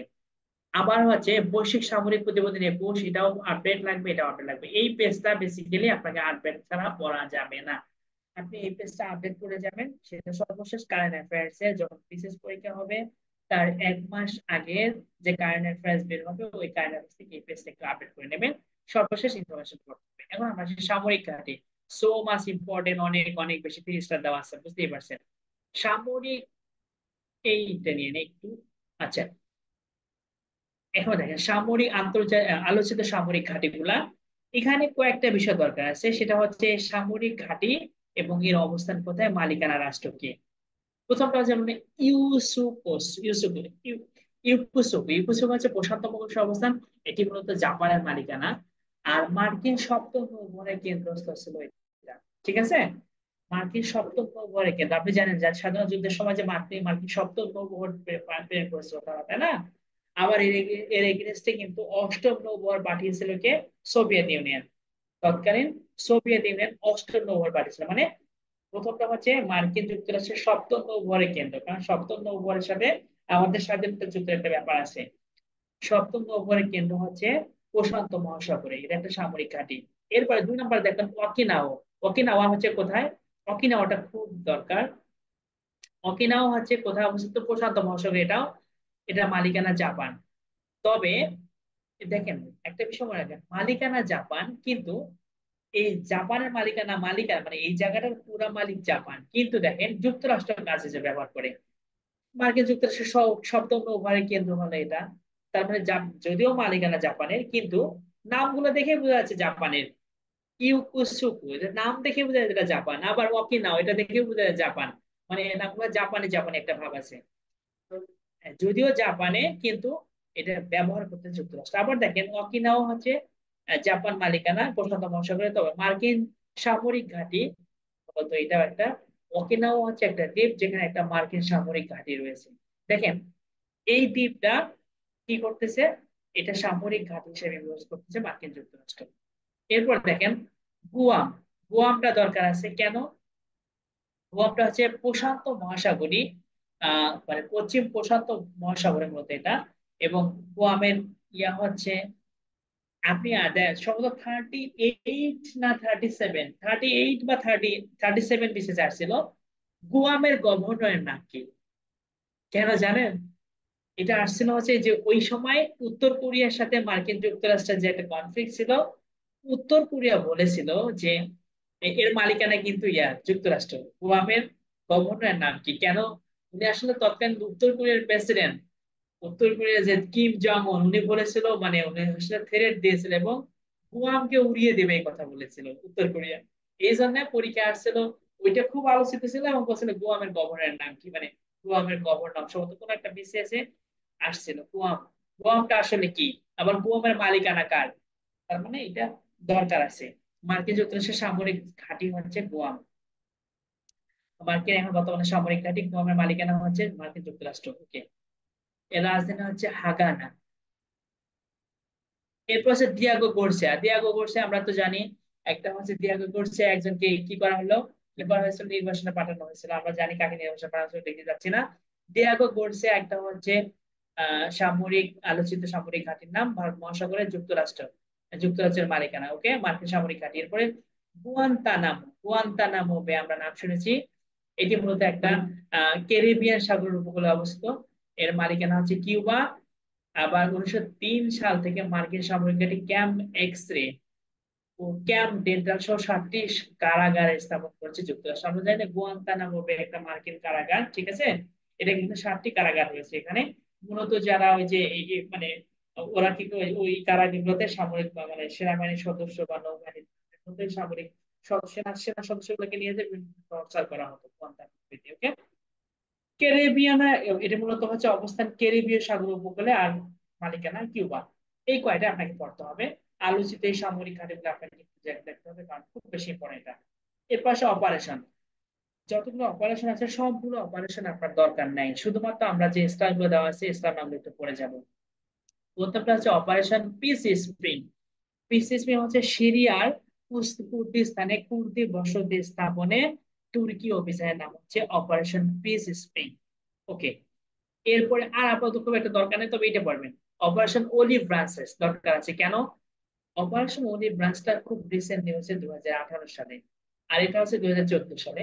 যদি এটা 14 সালে হচ্ছে, আগেটা খুব দরকার নেই, তবে এটা 18 সালে হয়েছে। এখানে যে জিনিসটা বেশি ইম্পর্টেন্ট সেটা হচ্ছে সিরিয়ার পশ্চিমাঞ্চলে আইএস এবং পিকেকে, আইএস এবং পিকেকে একটা পিপলস প্রোটেকশন ইউনিট, ঠিক আছে, Y U YPG, people's protection unit. YPG হচ্ছে অন্য একটা নাম, যাই হোক।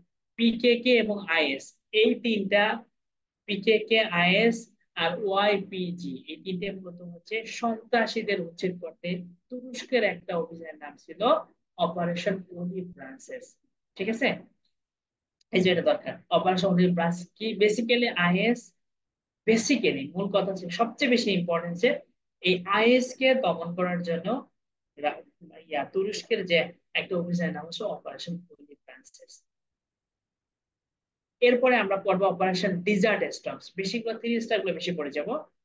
অপারেশন ডিজার্ট স্টর্মটা হচ্ছে 1990 সালে ইরাকের কুইতে ভূখণ্ড দখলের প্রেক্ষিতে ইরাকি বাহিনীর হাত থেকে কুয়েতকে মুক্ত করার উদ্দেশ্যে জাতিসংঘের অভিযানের নাম হচ্ছে অপারেশন ডিজার্ট স্টর্মস। এরপর আসি আমরা অপারেশন ডিজার্ট স্টর্মের পর গাজা উপত্যকায় ইসরায়েলের অভিযানের নাম হচ্ছে অপারেশন প্রোটেকশন ইটস। এটি মূলত গাজা উপত্যকায় ইসরায়েলের অভিযান 2014 সালে হয় এটা। এরপরে আপাতত নাই 3 স্টার, শুধুমাত্র স্টার গুলো একটু আমরা বেশি পড়ে যাব, কারণ স্টার গুলো বেশি ইম্পর্টেন্ট। এখন যদিও খুব একটা অপারেশন আছে, সর্বশেষ কোনো অপারেশন থাকলে আসে, আর তারপর আপনি স্টার মান অপারেশন একটু দেখে যাবেন। এরপরে আমরা আসি পাওয়ার এন্ড সিকিউরিটি। এই পার্টটা আপনাদের বিশেষ লিখিতের সাথে বেশি সম্পৃক্ত, বিশেষ অতি সংক্ষিপ্ত কোশ্চেনে মানে অংশ অতি সংক্ষিপ্ত না সংক্ষিপ্ত, মানে বিসিএস এ আন্তর্জাতিক বিষয়গুলিতে এখানে আপনার কয়টা থাকে, 10টা কোশ্চেন থাকে, বেসিক্যালি 11টা কোশ্চেন থাকে, আমরা উত্তর দিতে হয় 10টা, 3×10 30 মার্ক। এই 30 মার্ক কিন্তু আপনি ভালোভাবে দেখলে আপনাকে 30-এর জায়গায় 35 মানে আপনার 25 মার্ক পর্যন্ত পাওয়া সম্ভব।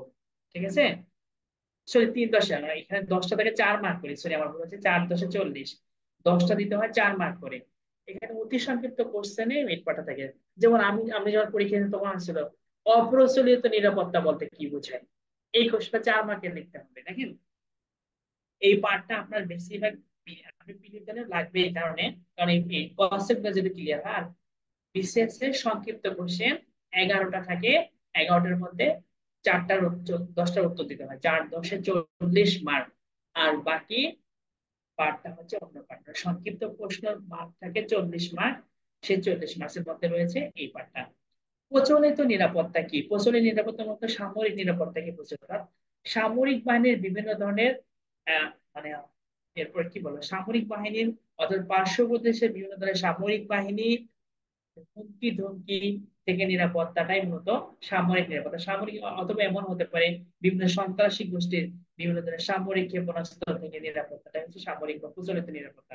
আর অপ্রচলিত নিরাপত্তা বলতে সামরিক নিরাপত্তাকে বোঝায় না, বেসামরিক নিরাপত্তা। বেসামরিক নিরাপত্তা বলতে খাদ্য, বস্ত্র, বাসস্থান, চিকিৎসা বা বেশি করে খাদ্য, স্বাস্থ্য আর অর্থনৈতিক নিরাপত্তা। দেখেন প্রচলিত নিরাপত্তা বলতে মূলত আমরা সামরিক নিরাপত্তাকে বুঝি, আর অবশ্যই নিরাপত্তা বলতে বেসামরিক কি বেসামরিক নিরাপত্তাকে বুঝায়। বেসামরিক নিরাপত্তাটা আবার কি, একটাতে শুধুমাত্র সামরিক হুমকি ধমকি থেকে নিরাপদ থাকলে সেটাকে সামরিক নিরাপত্তা বোঝায়, নিশ্চিত হয়েছে বোঝা যায়। আর বেসামরিক নিরাপত্তা শুধুমাত্র একটা দেশের সেনাবাহিনীতে হুমকি ধমকি নাও হতে পারে, অন্য দেশের সেনাবাহিনী কর্তৃক বিভিন্ন ধরনের হুমকি ধমকি বা অ্যাটাকের সম্মুখীন নাও হতে পারে, কিন্তু ওই দেশের দেখা যাচ্ছে খাদ্যের সংকট হয়ে গেল, দুর্ভিক্ষ হয়ে গেল, এই যে দুর্ভিক্ষের হাত থেকে রক্ষা করাটা হচ্ছে অপ্রচলিত নিরাপত্তা। ক্লিয়ার? এটা আমরা আরো বিশেষ লিখিত সব ক্লিয়ার মানে ক্লিয়ার আরো বুঝবেন, তবে শুধুমাত্র বেসিক কনসেপ্ট বুঝলেন। সামরিক নিরাপত্তা থেকে মানে সামরিক নিরাপত্তা আমরা বুঝেছি ইয়া নিরাপত্তা, প্রচলিত নিরাপত্তা। আর অপ্রচলিত নিরাপত্তা হচ্ছে খাদ্য, স্বাস্থ্য, অর্থনৈতিক বিভিন্ন মন্দাভাব প্রভৃতি থেকে নিজেকে নিরাপত্তা করা বা কোনো দেশকে নিরাপত্তা। এরপর হচ্ছে রেসপন্সিবিলিটি প্রোটেক্ট, আর টু পি টা হচ্ছে 1994 সালে। আর টু পি হচ্ছে জাতিসংঘের সাধারণ পরিষদের একটা গৃহীত কর্মসূচি। আর টু পি টা বিশেষ লিখিত পরীক্ষা আসছিল, এটা সম্ভবত 2বার পরীক্ষা আসছিল এটা আর টু পি। আর টু পি টা কেন দরকার, লিখিত সংক্ষিপ্ত কোশ্চেন আসছিল। আর টু পি রেসপন্সিবিলিটি প্রোটেক্ট, এটা মূলত রুয়ান্ডা গণহত্যাকে কেন্দ্র করে আর সেব্রেনিত্রা গণহত্যাকে কেন্দ্র করে। দেখেন এখানে আর টু পি তে 3টা কন্ডিশনের কথা বলা আছে, তার মধ্যে একটা কন্ডিশন হচ্ছে জাতিসংঘের নিরাপত্তা পরিষদের একটা কর্মসূচি। জাতিসংঘের এখানে বলা হয়েছে যে রুয়ান্ডা গণহত্যার সময় যে কাহিনীটা হয়েছিল, তো যে কথা বলা আছে যে জাতিসংঘের সাধারণ পরিষদের যে ডিক্লারেশন রেসপন্সিবিলিটি প্রোটেক্ট, আর টু পি তে বলা আছে যে কোন দেশ যদি সামরিক অথবা গণহত্যা কার্যক্রম চালায় তাহলে মানে কি কি পদক্ষেপ নেবে আর কি কি নেওয়া যাবে না, এবং কোন ক্ষেত্রে পার্শ্ববর্তী দেশ বা জাতিসংঘ সেখানে সামরিক অভিযান কত চালাতে পারবে, সেই কথাগুলো এখানে বলা আছে। অর্থাৎ আর টু পি হচ্ছে কোন দেশে যদি গণহত্যা সংঘটিত হয় তাহলে কি কি করতে হবে আর কি কি করা যাবে না সেই সংক্রান্ত নির্দেশনাগুলো দেওয়া আছে এই জায়গাতে। যদি এটা 1994 সালে গণহত্যা কেন্দ্র করে চলে, গণহত্যাকে কেন্দ্র করে এর প্রতিক্রিয়ায় জাতিসংঘের সদস্য পরিষদের। আচ্ছা, এই কথাটাই মূলত একটা কর্মসূচি আকারে পাবলিশ হয় এবং এটা এখনো পর্যন্ত কার্যকর রয়েছে এবং আগামীতে এটা কার্যকর থাকবে। সেটা হচ্ছে আর টু পি রেসপন্সিবিলিটি প্রোটেক্ট। এরপরে হার্ড পাওয়ার, সফট পাওয়ার, স্মার্ট পাওয়ার এবং শার্প পাওয়ার। হার্ড পাওয়ারটা হচ্ছে একটা দেশ যদি সামরিক এবং অর্থনৈতিক দিক থেকে পাওয়ারফুল তাহলে হার্ড পাওয়ার বলে। আর সফট পাওয়ারটা হচ্ছে সাংস্কৃতিক, কূটনৈতিক এবং ভাবমূর্তিগত শক্তি। দেখেন সফট পাওয়ারটা সবসময় মূল কথা হচ্ছে হার্ড পাওয়ারটা মিলিটারি এবং ইকোনমিক পাওয়ার, মিলিটারি এবং ইকোনমিক পাওয়ার ছাড়া যে পাওয়ারটা আছে সেই পাওয়ারটা হচ্ছে সফট পাওয়ার। আর স্মার্ট পাওয়ারটা হচ্ছে hard power plus soft power দুটো মিলে হয় একত্রে স্মার্ট পাওয়ার। তাহলে হার্ড পাওয়ারটাকে আমরা অর্থনৈতিক এবং মিলিটারি যে শক্তি কোনো দেশের, যেমন আমরা বলতে পারি যুক্তরাষ্ট্রের হার্ড পাওয়ার হচ্ছে কারণ অর্থনৈতিকভাবে তারা শক্তিশালী এবং মিলিটারি দিক দিয়ে শক্তিশালী, হার্ড পাওয়ার। আর সফট পাওয়ার হচ্ছে যেসব দেশ সাংস্কৃতিক দিক দিয়ে খুব বেশি উন্নত সংস্কৃতি, যেমন নিউজিল্যান্ড, ওটা কিন্তু সফট পাওয়ার। আবার স্মার্ট পাওয়ার, হার্ড পাওয়ার এবং সফট পাওয়ার এগুলো হচ্ছে স্মার্ট পাওয়ার। আর শার্প পাওয়ারটা হচ্ছে একটা দেশের রাজনৈতিক ব্যবস্থাকে প্রভাবিত করতে পারে, এইরকম পাওয়ারটাই হচ্ছে শার্প পাওয়ার। যেমন এই শার্প পাওয়ারটা রয়েছে রাশিয়ার। যেমন মার্কিন যুক্তরাষ্ট্রের নির্বাচন হলে সবচেয়ে বেশি প্রভাব বিস্তার বিস্তার করে হচ্ছে রাশিয়া। এর আগে দেখেন একটা ইমেল কেলেঙ্কারিকে কেন্দ্র করে কিন্তু হিলারি ক্লিনটন নির্বাচনে হারিয়ে গিয়েছিল। এই ইমেল কেলেঙ্কারির বিষয়গুলো কিন্তু যাই হোক, তা মূল কথা হচ্ছে এই ইমেল কেলেঙ্কারিতে কিন্তু রাশিয়া ছিল। এখানে দেখবেন এক্সাম্পল দেওয়ার হ্যাঁ আছে, যেমন মার্কিন যুক্তরাষ্ট্রের নির্বাচনকে প্রভাবিত করতে পারে রাশিয়া। সুতরাং রাশিয়া হচ্ছে শার্প পাওয়ারফুল কান্ট্রি, অর্থাৎ একটা দেশের রাজনৈতিক ব্যবস্থাকে প্রভাবিত করতে পারে এমন পাওয়ারফুল ব্যক্তি রাষ্ট্রটা হচ্ছে শার্প পাওয়ারফুল রাষ্ট্র। এখানে ব্যক্তি না, এখানে কিন্তু রাষ্ট্রকে বোঝানো হয়েছে। এরপর হচ্ছে হেজেমনি পাওয়ার। হেজেমনি পাওয়ারটা কি? হেজেমনি পাওয়ারটা হচ্ছে রাজনৈতিক, অর্থনৈতিক এবং সামরিক শক্তির সমন্বয়ে যে শক্তি, সেটা হচ্ছে হেজেমনি পাওয়ার। তিনটা শক্তি, একটা সামরিক, অর্থনৈতিক এবং রাজনৈতিক। যেমন মার্কিন যুক্তরাষ্ট্রের এই হেজেমনি পাওয়ারটা রয়েছে। হেজেমনি পাওয়ার হচ্ছে এমন একটা পাওয়ার যে পাওয়ারের হার্ড পাওয়ারও থাকবে, সফট পাওয়ারও থাকবে। এই তিনটা পাওয়ার মিলেই মূলত এটা হার্ড পাওয়ার, সফট পাওয়ার সবগুলো পাওয়ার মিলে। হেজেমনি পাওয়ার গুলো হচ্ছে রাজনৈতিক, অর্থনৈতিক এবং সামরিক সব দিক দিয়ে যারা সুপার পাওয়ারফুল মার্কিন যুক্তরাষ্ট্র এই পাওয়ারের অধিকারী। এরপর দেখেন ব্যালেন্স অফ পাওয়ারটা কি, আর balance of terrorism. Balance of power হচ্ছে শত্রু পক্ষের মধ্যে শক্তির সাম্যতার জন্য প্রতিক্রিয়ার নাম হচ্ছে ব্যালেন্স অফ পাওয়ার। অবশ্যই ব্যালেন্স অফ পাওয়ার বিশেষ লিখিত পরীক্ষায় আসছিল কমপক্ষে 2 থেকে 3 বার এই কোশ্চেনটা আসছিল। এটা পিডি অতি সংক্ষিপ্ত প্রশ্ন আসছিল, আবার রচনামূলক আসছিল। ব্যালেন্স অফ পাওয়ার বলতে কি বোঝায়, আবার ব্যালেন্স অফ পাওয়ার বাস্তবায়নের জন্য আন্তর্জাতিক বিহিত পদক্ষেপগুলো কি কি, এটা লিখিত পরীক্ষা করছেন। এটা লিখিত পরীক্ষা আসছিল, আপনি লিখিত পরীক্ষা কোশ্চেন দেখে বুঝতে পারবেন। তো মূলত হচ্ছে শক্তির ক্ষেত্রে সাম্যতা বজায়ের জন্য ব্যালেন্স অফ পাওয়ার, এটা আপনাদের লিখিত করতে দরকার নেই। তারপর আপনি অ্যাটাক হাসিল দেখে যান। এরপরে এটা দরকার নাই, ব্যালেন্স অফ টেরোরিজম শত্রু পক্ষের মধ্যে পরমাণু অস্ত্রের প্রতিযোগিতা কে বোঝায়। এটা আসলে পিড়িতে কোনোদিনও আসে নাই, আশা করি আসবে না, তবে অতি সংক্ষিপ্ত ঘোষণা লিখিতে করতে হবে আপনাকে।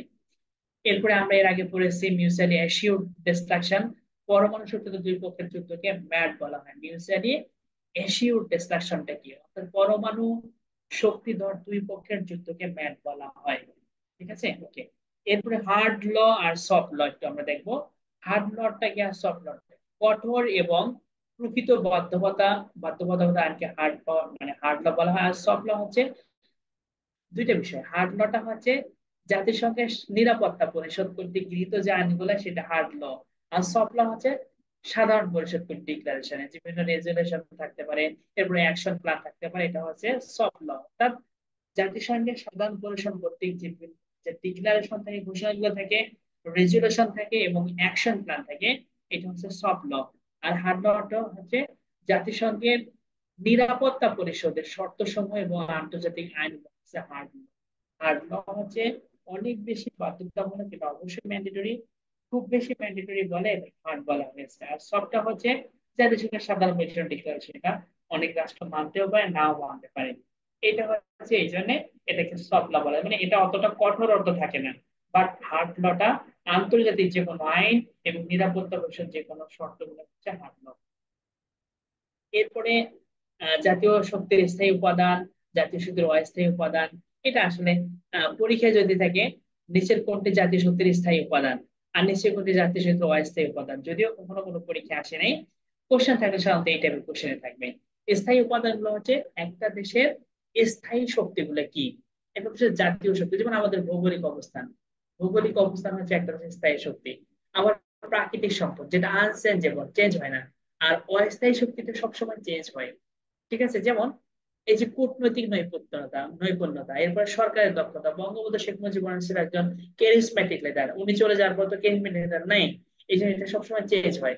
আবার এরপর আপনি আর কথা বলতে পারেন ভ্লাদিমির পুতিন, উনি একজন অনেক অংশে কিন্তু অনেক পাওয়ারফুল একজন, খুব বেশি দক্ষ সরকার, ক্যারিসম্যাটিক লিডার। মানে ওই যে ওনার জেট। এরপরে আমরা ইয়ার কথা বলতে পারি আব্রাহাম লিঙ্কন, উনি ক্যারিসম্যাটিক লিডার। এটা সরকারের দক্ষতা, মানে এটা হচ্ছে জাতীয় শক্তির অস্থায়ী উপাদান যেটা চেঞ্জ হয়। জাতীয় মনোবল, এটাও চেঞ্জ হয়। আবার স্থায়ী উপাদানটা হচ্ছে কখনো চেঞ্জ হয় না, এটা সবসময় এটা থাকে। যেমন প্রাকৃতিক সম্পদ, সামরিক প্রস্তুতি, এটা সাধারণত খুব কম, মানে এটা আনচেঞ্জ, খুব কম চেঞ্জ হয়, চেঞ্জ হয় এমনটা না। যেমন জনসংখ্যা, এটা বাড়তে পারে কমতে পারে, কিন্তু প্রাকৃতিক সম্পদ সাধারণত মানে যেটা স্থায়ী ভাবে থাকে, এটা কখনো আমরা ইয়া করতে পারি না। অস্থায়ী জিনিসটা সবসময় ইয়া করা হয়, মানে চেঞ্জ হতে পারে। এরপরে ওকে, এরপর হচ্ছে কোঅর্ডিনেটর ইনিশিয়েটিভ। কোঅর্ডিনেটর ইনিশিয়েটিভ হচ্ছে কোঅর্ডিনেটর ইনিশিয়েটিভ, মানে এটা চতুর্ভুজ উদ্যোগ, মানে চার দেশীয় নিরাপত্তা সংলাপ। যুক্তরাষ্ট্র, জাপান, অস্ট্রেলিয়া এবং ভারতের মধ্যে এই সংলাপটির প্রস্তাবক ছিল জাপান। 2017 সালে এটা হয়েছিল। এটা অনেক আগের কাহিনী, তারপর দেখে যে এরপরে হিমালয়ান কোর্ট হচ্ছে নেপাল। এটা খুব রিসেন্টলি হয়েছে, এটা রিসেন্ট ইনফরমেশন। 2020 সালে চীন, নেপাল, আফগানিস্তান এবং পাকিস্তানের পররাষ্ট্রমন্ত্রী একটা বৈঠক, এটিকে কোয়াডের বিপরীত মনে করা হয়। দেখেন, এটা হচ্ছে হিমালয়ান কোর্ট, মানে আসলে এই যে এই সর্বশেষ এই এই পার্টটাতে সর্বশেষ যেই ইয়েগুলো আছে, আর যেমন আমরা কোঅর্ডিনেটর ইনিশিয়েটিভ, হিমালয়ান কোর্ট, এই কোশ্চেনগুলো এখন পর্যন্ত কোনো পরীক্ষা আসেনি। আপনি শুধু অ্যাটেন্ডেন্স পরীক্ষার আগে অ্যাটেন্ডেন্স একটু দেখে যাবেন। যুদ্ধের প্রকৃতি, একটা হচ্ছে ছায়াযুদ্ধ, সর্বাত্মক যুদ্ধ, গৃহযুদ্ধ। দেখেন, যুদ্ধের প্রকৃতিতে প্রথম রয়েছে ছায়াযুদ্ধ, প্রক্সি ওয়ার। ছায়াযুদ্ধটা কি? ভিন্ন ভূখণ্ডে অন্য দুই পক্ষের মধ্যে যদি যুদ্ধে জড়িয়ে গেলে তা হয় ছায়াযুদ্ধ। যেমন আজ আমরা যদি ভিয়েতনাম যে যুদ্ধটা হয়েছিল, এখানে যে ভিয়েতনাম যুদ্ধে আমরা বললাম যে কিছুক্ষণ আগে যে একটা হচ্ছে মানে কি বলে, ভিয়েতনাম যুদ্ধের পরিসমাপ্তি হয় 1973 সালে। হ্যাঁ, এই 73 সালে যে চুক্তির মাধ্যমে হয়, সেটা আমরা কিছু আগে বললাম। এটা এই ভিয়েতনাম যুদ্ধে বেসিক্যাল যুদ্ধ হয়েছিল যুক্তরাষ্ট্র এবং রাশিয়ার মধ্যে, কিন্তু যুদ্ধের কেন্দ্রস্থল ছিল ভিয়েতনাম। এই জন্য আছে, ভিন্ন কোনো ভূখণ্ডে যখন একটা দেশের ভিতরে যখন অন্য দুইটা দেশের যুদ্ধ হয়, তখন সেটাকে বলা হয় প্রক্সি ওয়ার, যেটা হয়েছিল ভিয়েতনাম যুদ্ধের ক্ষেত্রে। এরপরে সর্বাত্মক যে যুদ্ধে সকল নাগরিক সর্বাত্মক মনে প্রাণে স্বতঃস্ফূর্ত ভাবে আপামর্জনতা যে যুদ্ধে অংশগ্রহণ করে, সেটা হচ্ছে সর্বাত্মক যুদ্ধ। এবং বাংলাদেশে হচ্ছে স্বাধীনতা যুদ্ধ, এটা হচ্ছে সর্বাত্মক যুদ্ধ। এরপরে গৃহযুদ্ধ, সিভিল ওয়ারটা কি? সিভিল ওয়ারটা বেসিক্যালি আপনি যে জিনিসটা বোঝার চেষ্টা করুন, সেটা হচ্ছে সিভিল ওয়ার হচ্ছে কোন রাষ্ট্রের অভ্যন্তরীণ পরস্পর বিরুদ্ধে রাজনৈতিক অথবা সামরিক শক্তি কিংবা জাতিসত্তার মধ্যকার সশস্ত্র যুদ্ধকে সিভিল ওয়ার বলে। ঠিক আছে, যেমন আমেরিকাতে এটা সিভিল ওয়ার হয়েছিল। এমনিতে মানে কোন দেশের অভ্যন্তরীণ যে রাজনৈতিক, এখন বাংলাদেশে আওয়ামী লীগ বিএনপির মধ্যে যুদ্ধ হয়, এটা কি সিভিল ওয়ার? কখনো হয় না। সিভিল ওয়ার হতে গেলে আসলে কন্ডিশনটা এরকম: কোন দেশের যদি কোনো ভূখণ্ডের অন্য দেশ স্বাধীনতা ঘোষণা করে, তাহলে ওই দেশের মধ্যকার যুদ্ধ, সেটা সিভিল ওয়ার। যেমন বাংলাদেশে যদি পার্বত্য চট্টগ্রাম অঞ্চলে যদি ওই এলাকাটা স্বাধীনতা ঘোষণা করে, ওই পার্বত্য চট্টগ্রাম কোনো গ্রুপ যদি বলে এই এলাকাটা এখন থেকে স্বাধীন, এরপর বাংলাদেশের সাথে যুদ্ধ হয়, তখন সেটা হবে সিভিল ওয়ার। অথবা যদি বলে চট্টগ্রামের ওই পার্বত্য, রাঙ্গামাটি, খাগড়াছড়ি, বান্দরবান, ওই তিনটে এলাকা, ওই পার্টটা ওরা স্বাধীনতা ঘোষণা করলো, তখন স্বাধীনতা ঘোষণা করে স্বাধীনতা যদি যুদ্ধ হয়, তখন থেকে সিভিল ওয়ার বলবে। ক্লিয়ার? এরপর হচ্ছে সার্জিক্যাল ওয়্যার। সার্জিক্যাল ওয়্যার খুব বেশি দরকার, মানে খুব এটা এটা যেহেতু আমাদের একটা সার্জিক্যাল ওয়্যারটা এখন বহুল আলোচিত হয় সার্জিক্যাল ওয়্যার। কারণ আপনি তো জানেন যে এই ভারত আর হচ্ছে ইয়ার ক্ষেত্রে চীনের বিভিন্ন সময় যে ছোটখাটো যে ইয়াগুলা হয়, সেনাবাহিনীর মধ্যকার যে মাঝে মাঝে যুদ্ধ টুদ্ধ হয়, যে বিভিন্ন ধরনের কি কেন্দ্র করে, এর এখানে সার্জিক্যাল হচ্ছে পারস্পরিক ক্ষতি না করে সামরিক স্থাপনায় যে সরাসরি যুদ্ধটা, এটা সার্জিক্যাল হয়। ঠিক আছে, সার্জিক্যাল সরাসরি টার্গেট ওরিয়েন্টেড, মানে সামরিক যে কোনো স্থাপনাতে যুদ্ধ হয়। এই কিছুটা কি ইয়াতে হয়েছিল, এটা সিরিয়াতেও হয়েছিল। সিরিয়াতে একদম সরাসরি সার্জিয়া, মানে টার্গেট একটা জায়গা বললো যে ওই জায়গাতে সামরিক ঘাঁটিতে, এই সামরিক ঘাঁটিকে কেন্দ্র করে সরাসরি শুধুমাত্র আর কোনো ক্ষতি করবে না, আশেপাশে কোনো না, সরাসরি সামরিক ঘাঁটিকে আঘাত করবে, এটা সার্জিক্যাল ওয়্যার। এরপরে strike, surgical strike, sorry surgical war না, এটা সার্জিক্যাল স্ট্রাইক। সার্জিক্যাল স্ট্রাইক, এটা আমরা বুঝলাম। সার্জিক্যাল স্ট্রাইক যেটা সরাসরি টার্গেট ওরিয়েন্টেড, মানে সামরিক ঘাঁটিকে কেন্দ্র করে স্ট্রাইকটা হয়। এরপর দেখেন line of control. Line of control হচ্ছে যুদ্ধ পরিসমাপ্তির পথে শান্তিরক্ষী মিশন কর্তৃক প্রদান করা হয় মূলত লাইন অফ কন্ট্রোল। যেমন 1949 সালের 1লা জানুয়ারি ইউনিমোজিব এটা কাশ্মীর এরকম একটা সীমানা রেখা তৈরি করেছিল, লাইন অফ কন্ট্রোল। এটা লাইন অফ কন্ট্রোল মূলত শান্তিরক্ষী, যদি কোনো দেশে শান্তিরক্ষী বাহিনী থাকে, ওই এলাকায় সব যুদ্ধ হচ্ছিল, ওই যুদ্ধের পরিসমাপ্তি শেষে লাইন অফ কন্ট্রোল মতো জাতিসংঘের ইউনাইটেড এই যে পিস কিপিং ফোর্স মতো এটা দিত। লাইন অফ কন্ট্রোল মতো এটা সাধারণত তারাই দেয়। এরপরে প্রিএমটিভ অ্যাটাকটা কি 2000, এটা অনেক আগের ঘটনা, তারপর একটু দেখে নেন। 2001 সালে মার্কিন যুক্তরাষ্ট্র 2001 সালে এমন নীতি চালু করেছিল, অর্থাৎ শত্রু প্রিএমটিভ অ্যাটাকটা হচ্ছে শত্রু আক্রমণের আগেই তাকে আক্রমণ করে তাকে প্রতিহত করে। এবং এর জনক ছিল হচ্ছে মার্কিন প্রেসিডেন্ট জর্জ ডব্লিউ বুশ। ঠিক আছে, প্রিএমটিভ অ্যাটাক, প্রিএমটিভ অ্যাটাককে কেন্দ্র করে কিন্তু মার্কিন যুক্তরাষ্ট্র কিন্তু অনেক দূরে এগিয়ে গেছিল। এবং সবচেয়ে বড় কথা, ইরান এবং আফগানিস্তান, ইরাক এবং আফগানিস্তানকে তারা কিন্তু এই প্রিএমটিভ অ্যাটাক দ্বারা খুব বেশি ধরাশায়ী করেছেন। দেখেন, প্রিএমটিভ অ্যাটাকটা হলো জর্জ ডাব্লিউ বুশ, মার্কিন প্রেসিডেন্ট জর্জ ডাব্লিউ বুশ মতো এই প্রিএমটিভ অ্যাটাক চালু করেছিল। মানে হচ্ছে শত্রু পক্ষ কর্তৃক আক্রমণের আগেই একদম তাদেরকে আক্রমণ করে পরাস্ত করা, এটাই। এরপরে কুয়াশি ওয়ার আপাতত যুদ্ধ মনে হলেও আসলে যুদ্ধ না, যেটাকে বলে কুয়াশি ওয়ার, অর্থাৎ মনে রাখবেন যুদ্ধ যুদ্ধ একটা ভাব রয়েছে কিন্তু আসলে যুদ্ধ না। কিন্তু মনে হবে যে একদম দুটো দেশের মধ্যে এই যুদ্ধ মনে লেগে গেল, কিন্তু আসলে যুদ্ধ লাগতেছে না, কিন্তু একটা যুদ্ধ যুদ্ধ জনগণের একটা আতঙ্ক, যে কোনো সময় যুদ্ধ লেগে যেতে পারে। এটা হচ্ছে কুয়াশি ওয়ার। সর্বশেষ হচ্ছে নিও। নিওটা আরো কিছু আছে, একটু দেখবো শেষে। নিওটা কি?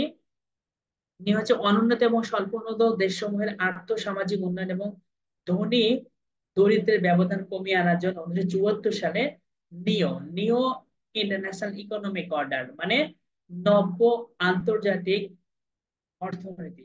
এই নিয়ম হচ্ছে একটা জাস্ট প্রস্তাব, জাতিসংঘের সাধারণ পরিষদের একটা প্রস্তাব, অর্থাৎ এই যে স্বল্পোন্নত এবং অনুন্নত দেশগুলোর আর্থসামাজিক উন্নয়নের জন্য মূলত একটা সাধারণ পরিষদ প্রস্তাব হচ্ছে নিও ইন্টারন্যাশনাল ইকোনমিক অর্ডার বা নব্য আন্তর্জাতিক অর্থনীতি। এটা সরাসরি বিশেষ পরীক্ষা করছেন, একটা বিশেষ লিখিত পরীক্ষা করছেন। আর নিও এই এই ব্যবস্থা মানে এই যে নিও নিও ইকোনমিক ইন্টারন্যাশনাল ইকোনমিক অর্ডার, এই অর্ডারটা প্রতিষ্ঠায় ভূমিকা পালন করে রাষ্ট্রগুলো প্রতিষ্ঠানগুলো হচ্ছে এটা আইএমএফ, বিশ্ব ব্যাংক, ডাব্লিউটিও, এগুলো মূলত আর্থিক প্রতিষ্ঠানগুলো। এরপরে সর্বশেষ যেটা আমরা পড়বো সেটা হচ্ছে এটা লাস্ট। এটা বিভিন্ন ধরনের রাষ্ট্রের ধারণা, বিভিন্ন রাষ্ট্র রয়েছে, একটা দ্বীপ রাষ্ট্র।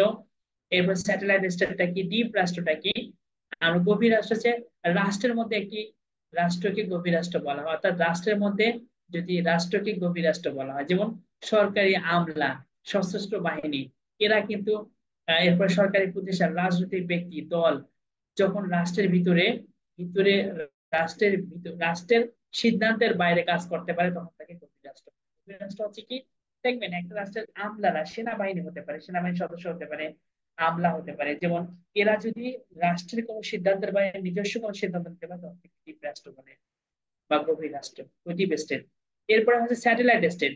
স্যাটেলাইট স্টেট হচ্ছে মূল কথা হচ্ছে পাপেট রাষ্ট্র, পুতুল রাষ্ট্রগুলোকে স্যাটেলাইট স্টেট বলা হয়। যেমন আহ আপনি বলতে পারেন যে ভারতের মানে ভুটান, ভারতের হচ্ছে পাপেট স্টেট বা স্যাটেলাইট স্টেট, অর্থাৎ ভুটান কোনো সিদ্ধান্ত নিতে পারে না, যুক্তরাষ্ট্র যা বলে, সরি ভারত যা বলে ভুটানকে তাই মানতে হয়, এটা হচ্ছে স্যাটেলাইট স্টেট।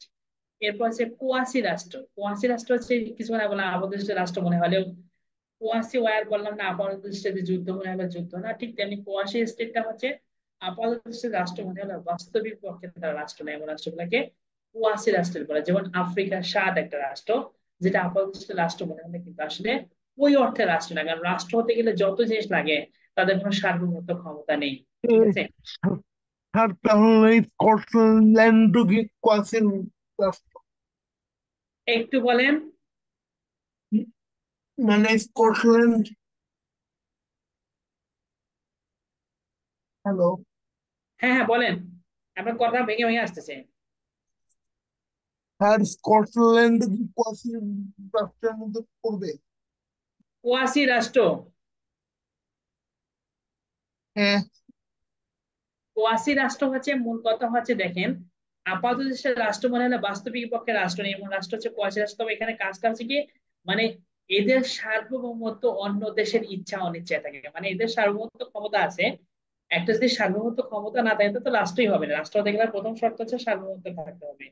এখন স্বাধীন রাষ্ট্রগুলো সার্বভৌমত্ব অবশ্যই, কিন্তু এই আফ্রিকার সাদ এদের সার্বভৌমত্ব ক্ষমতা আছে ঠিকই, কিন্তু এটা এই অন্য রাষ্ট্র কর্তৃক যদি এই ধরনের হয়, সেই রাষ্ট্রগুলোকে কোয়াসি রাষ্ট্র বলে। ক্লিয়ার? এরপর হচ্ছে ক্ষুদ্র রাষ্ট্র। মানে সেটাই সেটা কি কোয়াশি রাষ্ট্র? আচ্ছা, আপনার কথাটা যে ভেঙে ভেঙে আসতেছে, বুঝতেছে না কারণটা কি? কেউ কি ক্লিয়ার বলতে পারবেন আমাকে একটু?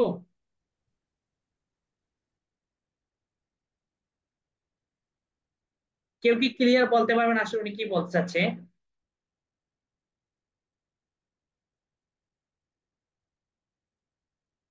আচ্ছা, একটু ভেঙে ভেঙে আসতেছে। আচ্ছা, যাই হোক, আমরা তো যদি কোনো কোশ্চেন থাকে আমাকে বলেন, আমি একটু পরে বলে দিব, কোনো সমস্যা নেই। এরপরে স্মল রাষ্ট্র, ক্ষুদ্র রাষ্ট্রগুলো হচ্ছে সামরিক শক্তিতে দুর্বল রাষ্ট্রগুলো হচ্ছে ক্ষুদ্র রাষ্ট্র। সরাসরি যারা সামরিক রাষ্ট্রতে একদম মানে যে রাষ্ট্রগুলোতে মূল কথা হচ্ছে সামরিক বাহিনী নেই বললেই চলে, সামরিক শক্তিহীন রাষ্ট্রগুলো, যেমন কোস্টারিকা। কোস্টারিকাতে নিজস্ব সেনাবাহিনী কিছু আগে ছিল না, এই কোস্টারিকার নিজস্ব সেনাবাহিনীও নেই। এই রাষ্ট্রগুলোকে সামরিক শক্তিতে একদম দুর্বল রাষ্ট্রগুলোকে স্মল স্টেট বলে। আর বিগ স্টেটটা হচ্ছে সামরিক শক্তিতে সবচেয়ে মানে কি বলবো, সামরিক শক্তিশালী রাষ্ট্রগুলো হচ্ছে বিগ স্টেট বলা হয়। মানে সামরিক ভাবে শক্তিশালী রাষ্ট্রটিকে আন্তর্জাতিক সম্পর্কের ভাষায় বৃহৎ রাষ্ট্র বলা হয়।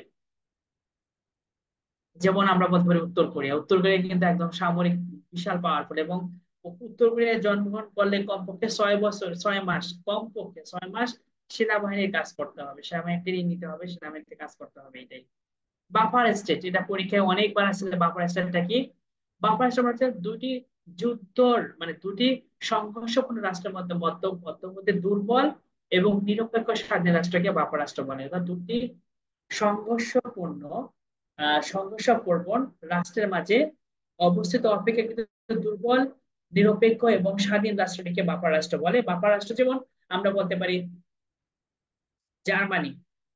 জার্মানি এবং ফ্রান্সের মধ্যে বেলজিয়াম ছিল বাফার রাষ্ট্র। জার্মানি এবং ফ্রান্সের মধ্যকার বাফার রাষ্ট্র হচ্ছে বেলজিয়াম।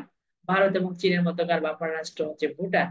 ঠিক আছে, এইরকম। অর্থাৎ দুইটি দেশের মধ্যে যখন মানে দুই দেশের মধ্যে এমন রাষ্ট্র অপেক্ষাকৃত দুর্বল, নিরপেক্ষ এবং স্বাধীন রাষ্ট্র, মানে বাফার রাষ্ট্র আরো একটা কন্ডিশন আছে, সেটা বাফার রাষ্ট্র হচ্ছে চাইলেও কিন্তু ওই দুটো দেশের মধ্যকার সামরিক যে যুদ্ধ হচ্ছে, এই যুদ্ধটাকে ইয়ে করতে পারবে না, মানে মানে যুদ্ধকে মানে ইয়ে করতে পারবে না, একটা সমঝোতা নিয়ে আসতে পারবে না। এরকম একটা দুর্বল রাষ্ট্র, অর্থাৎ তাদের কথা ওরা রাখবে না।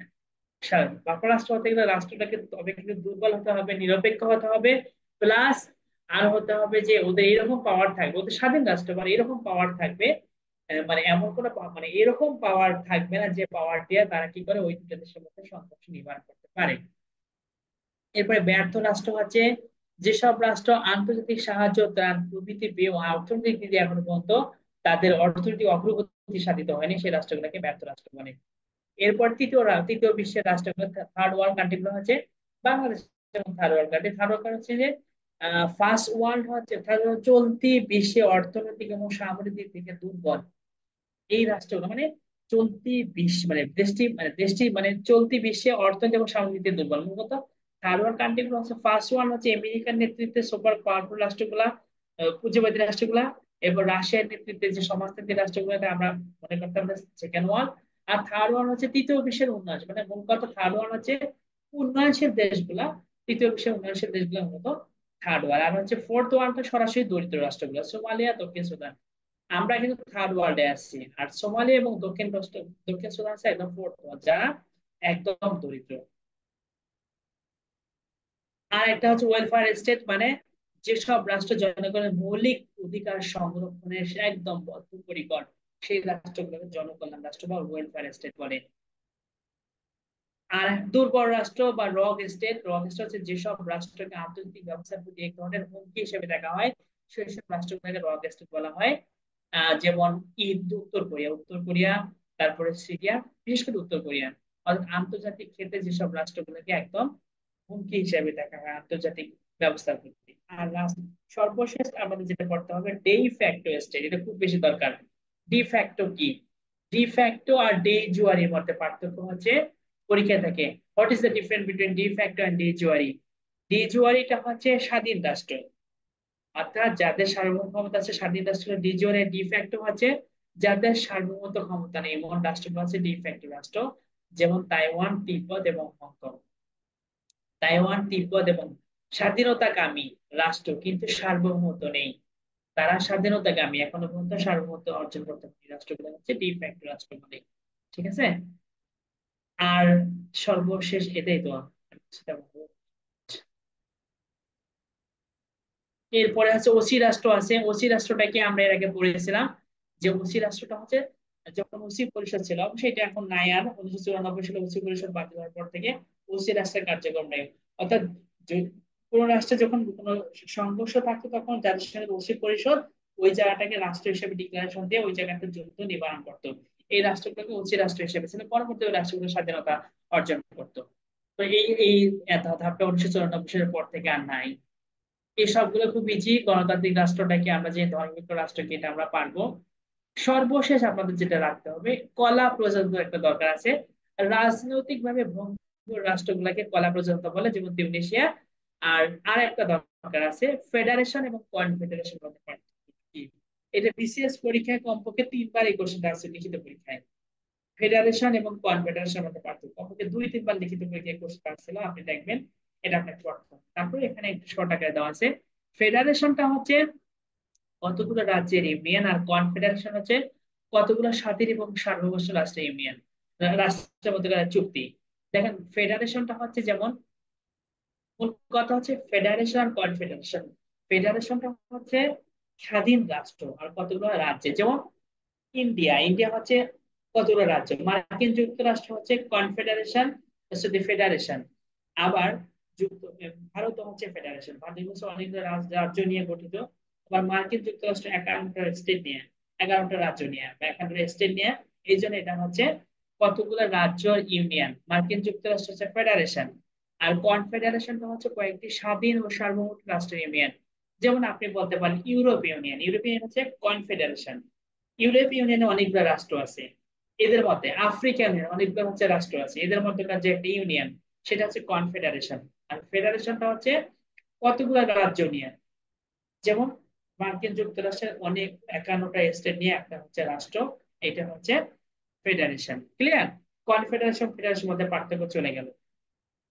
আর এই যে ফেডারেশনের ক্ষেত্রে কেন্দ্র থেকে আলাদা শাসন থাকে, যেমন নরেন্দ্র মোদী কেন্দ্রীয় সরকার। আবার ভারতের হচ্ছে কি মানে পশ্চিমবঙ্গের প্রধানমন্ত্রী মুখ্যমন্ত্রী হচ্ছে কি মমতা ব্যানার্জি। ওখানে কিন্তু একটা শাসন করছে, মানে কেন্দ্র এবং প্রদেশে আলাদা আলাদা শাসন থাকবে। আর ফেডারেশনের ক্ষেত্রে, কনফেডারেশনের ক্ষেত্রে কি হবে, স্ব দেশে স্ব শাসন। যেমন ইউরোপ ইউনিয়নের প্রত্যেকটা দেশে আলাদা আলাদা শাসন রয়েছে। মূল কথা হচ্ছে ইউরোপীয় ইউনিয়ন অনেকগুলো রাষ্ট্রের মধ্যকার একটা যে চুক্তি, এটা ইউনিয়ন, এটার নাম হচ্ছে কনফেডারেশন। আর ভারতের সবগুলো রাজ্য নিয়ে মূলত যে একটা ইউনিয়ন, এই ইউনিয়নের নাম হচ্ছে ফেডারেশন। ক্লিয়ার? ফেডারেশন কনফেডারেশন পার্থক্য কেন। এরপরে প্রিভিয়াস এর কোশ্চেন গুলো আছে, আপনার একটু প্রিভিয়াস এর কোশ্চেন গুলো সর্বশেষ দেখে নিন। ঠিক আছে এনামুল ভাই, তাহলে আমরা এখন শেষ করে দিই। হ্যাঁ, আচ্ছা ঠিক আছে স্যার, যদি শেষ হয়ে থাকে তাহলে আজকের মতো। হ্যাঁ শেষ হয়ে গেছে। প্রিভিয়াস এর কোশ্চেন গুলো একটু দেখে নেবে। আমরা মোটামুটি শেষ করে দিয়েছি। এরপরে প্রিভিয়াস এর কোশ্চেন গুলো আমরা দেখলে বুঝতে পারবে, এখানে আমরা তেমন কিছু নাই। তাও আলহামদুলিল্লাহ, আমরা যদি দেরি দিয়ে শুরু করেছি, তারপরে 12টা বেজে গেছে, আমরা শেষ করে দিয়েছি। হ্যাঁ, এটা আচ্ছা খুব কঠিন চ্যাপ্টার না, একবারে কঠিন চ্যাপ্টার নেই, চ্যাপ্টার আছে। ঠিক আছে, ওটা একটু দেখলে পারবে। স্যার, ঠিক মনে আছে রাহুল ভাই, ধন্যবাদ। তবে আমি শেষে ওনার কোশ্চেন আমি বুঝতে পারতেছিলাম না, আমার কাছে মনে হয় ওনারই প্রবলেম, কারণ আমি তো আপনার সাথে ফ্র্যাঙ্কলি কথা বলতেছিলাম, আরো অনেকদের সাথে কথা বললাম, ওনার কিন্তু সম্ভবত ওনার কথা। ভয়েসের সমস্যা আছে, যদি না ভুল হ্যাঁ ওনার খুব সম্ভবত হ্যাঁ একটু হ্যাঁ, ওনার, সমস্যা আছে। জি জি জি, ওনারই প্রবলেম হতে পারে। ঠিক আছে রাহুল ভাই, তাহলে আপনি ইয়ে করে দিন। হ্যাঁ, ধন্যবাদ। ওকে ঠিক আছে ঠিক স্যার, আছে। আপনাকে অসংখ্য ধন্যবাদ। আবার দেখা হবে ঈদের পর আপনার সাথে।